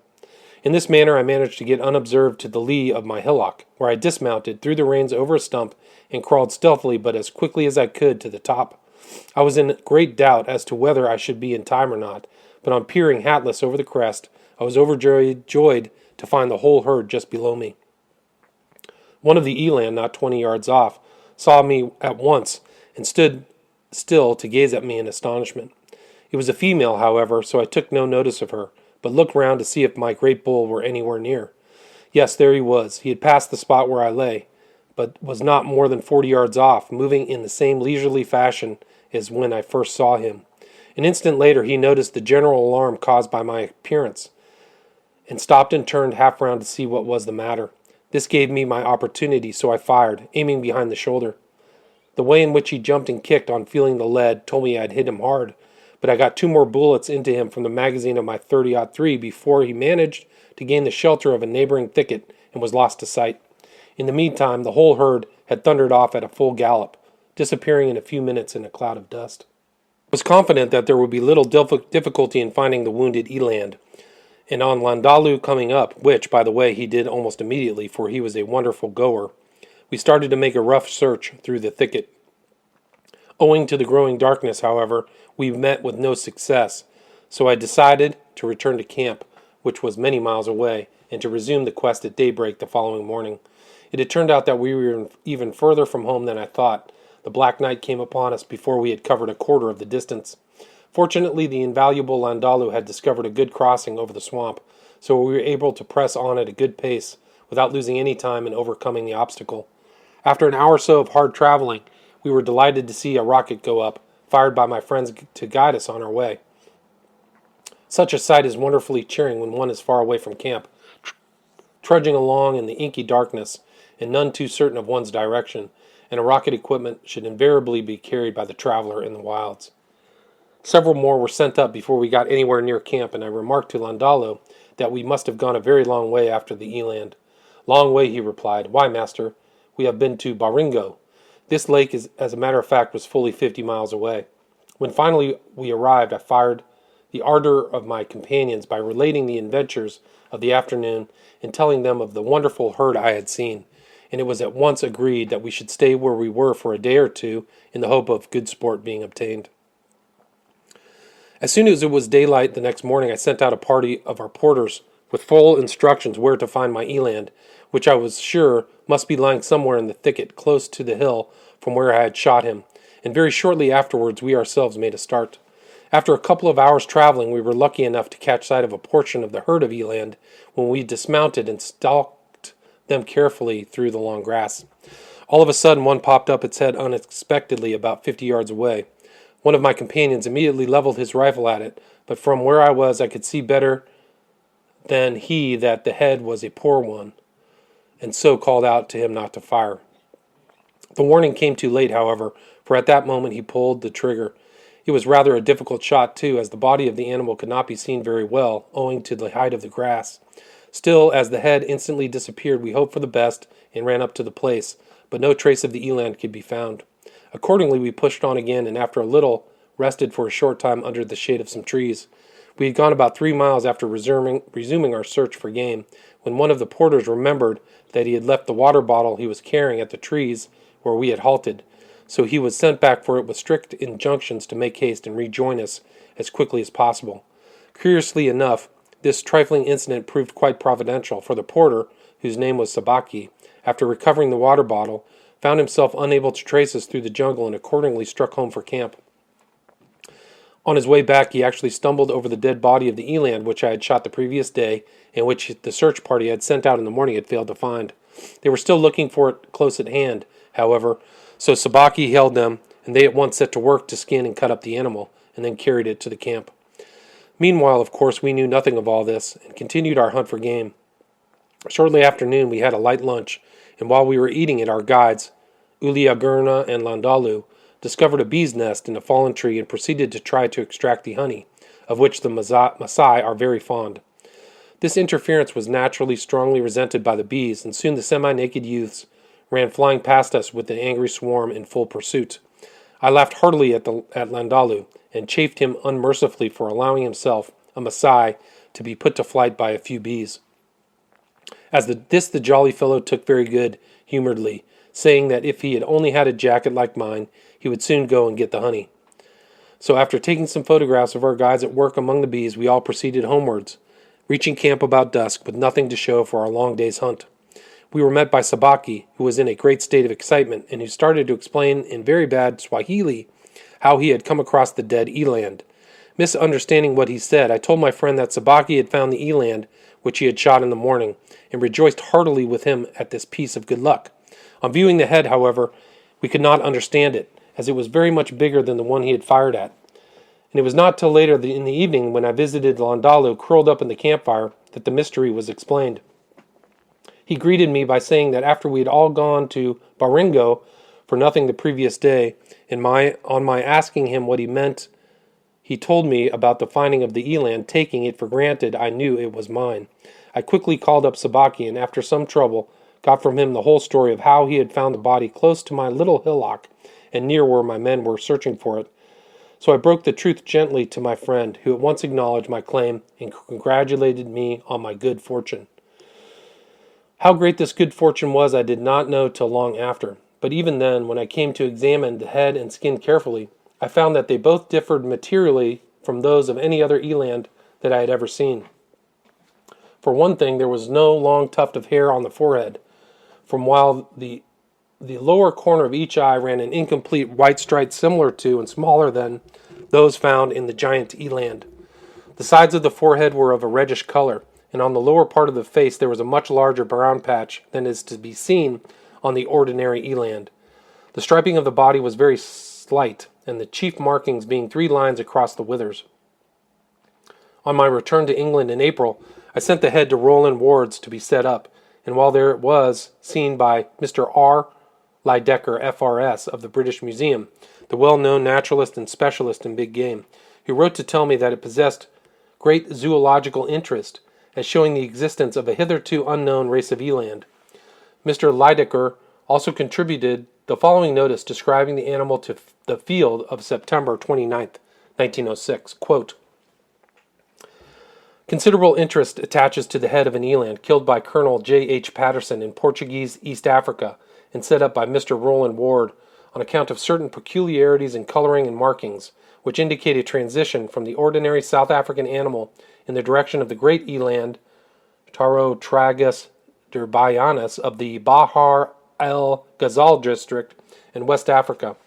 In the striped variety, Tarotragus oryx livingstonianus, of the ordinary South African eland, the whole middle line of the face of the adult bull is uniformly dark, or even blackish-brown, with a tuft of long bushy hair on the forehead, and no right stripe from the lower angle of the eye. On the other hand, in the Sudani form of the giant eland, T. derbianus gigas, as represented by a bull figured by Mr. Rothschild in Novitiates Zoologicae for 1905, the upper part of the face has the hair rufous and shorter than in the ordinary eland, while from the lower angle of each eye a white stripe runs inwards and downwards, recalling the white chevron of the kudu, although the 2 stripes do not meet in the middle line.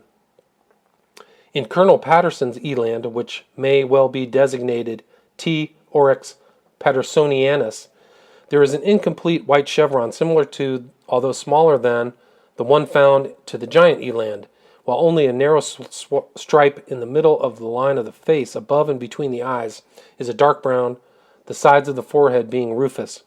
On the lower part of the face there is a large dark brown area than in the ordinary eland, and although there is a rufous fawn-colored patch on each side above the nostril. In both the latter respects, Colonel Patterson's specimen recalls the giant eland, although it apparently lacks the dark white border band on the side of the neck, characteristic of the latter. If all the elands from that part of Portuguese East Africa where Colonel Patterson's specimen was obtained turn out to be of the same type, there will be a strong presumption that the true and giant eland, like the various local forms of giraffe and Bonte quagga, are only races of one and the same species. While, even if the present specimen be only a sport, which I consider unlikely, it will serve to show that the southern and northern elands are more nearly related than has hitherto been supposed. As my eland thus proved to be of some considerable scientific value, and as the authorities of the British Museum expressed a desire to possess its head, I gladly presented it to the trustees, so that all sportsmen and naturalists might have an opportunity of seeing it at the Natural History Museum at South Kensington, where it now is. The end.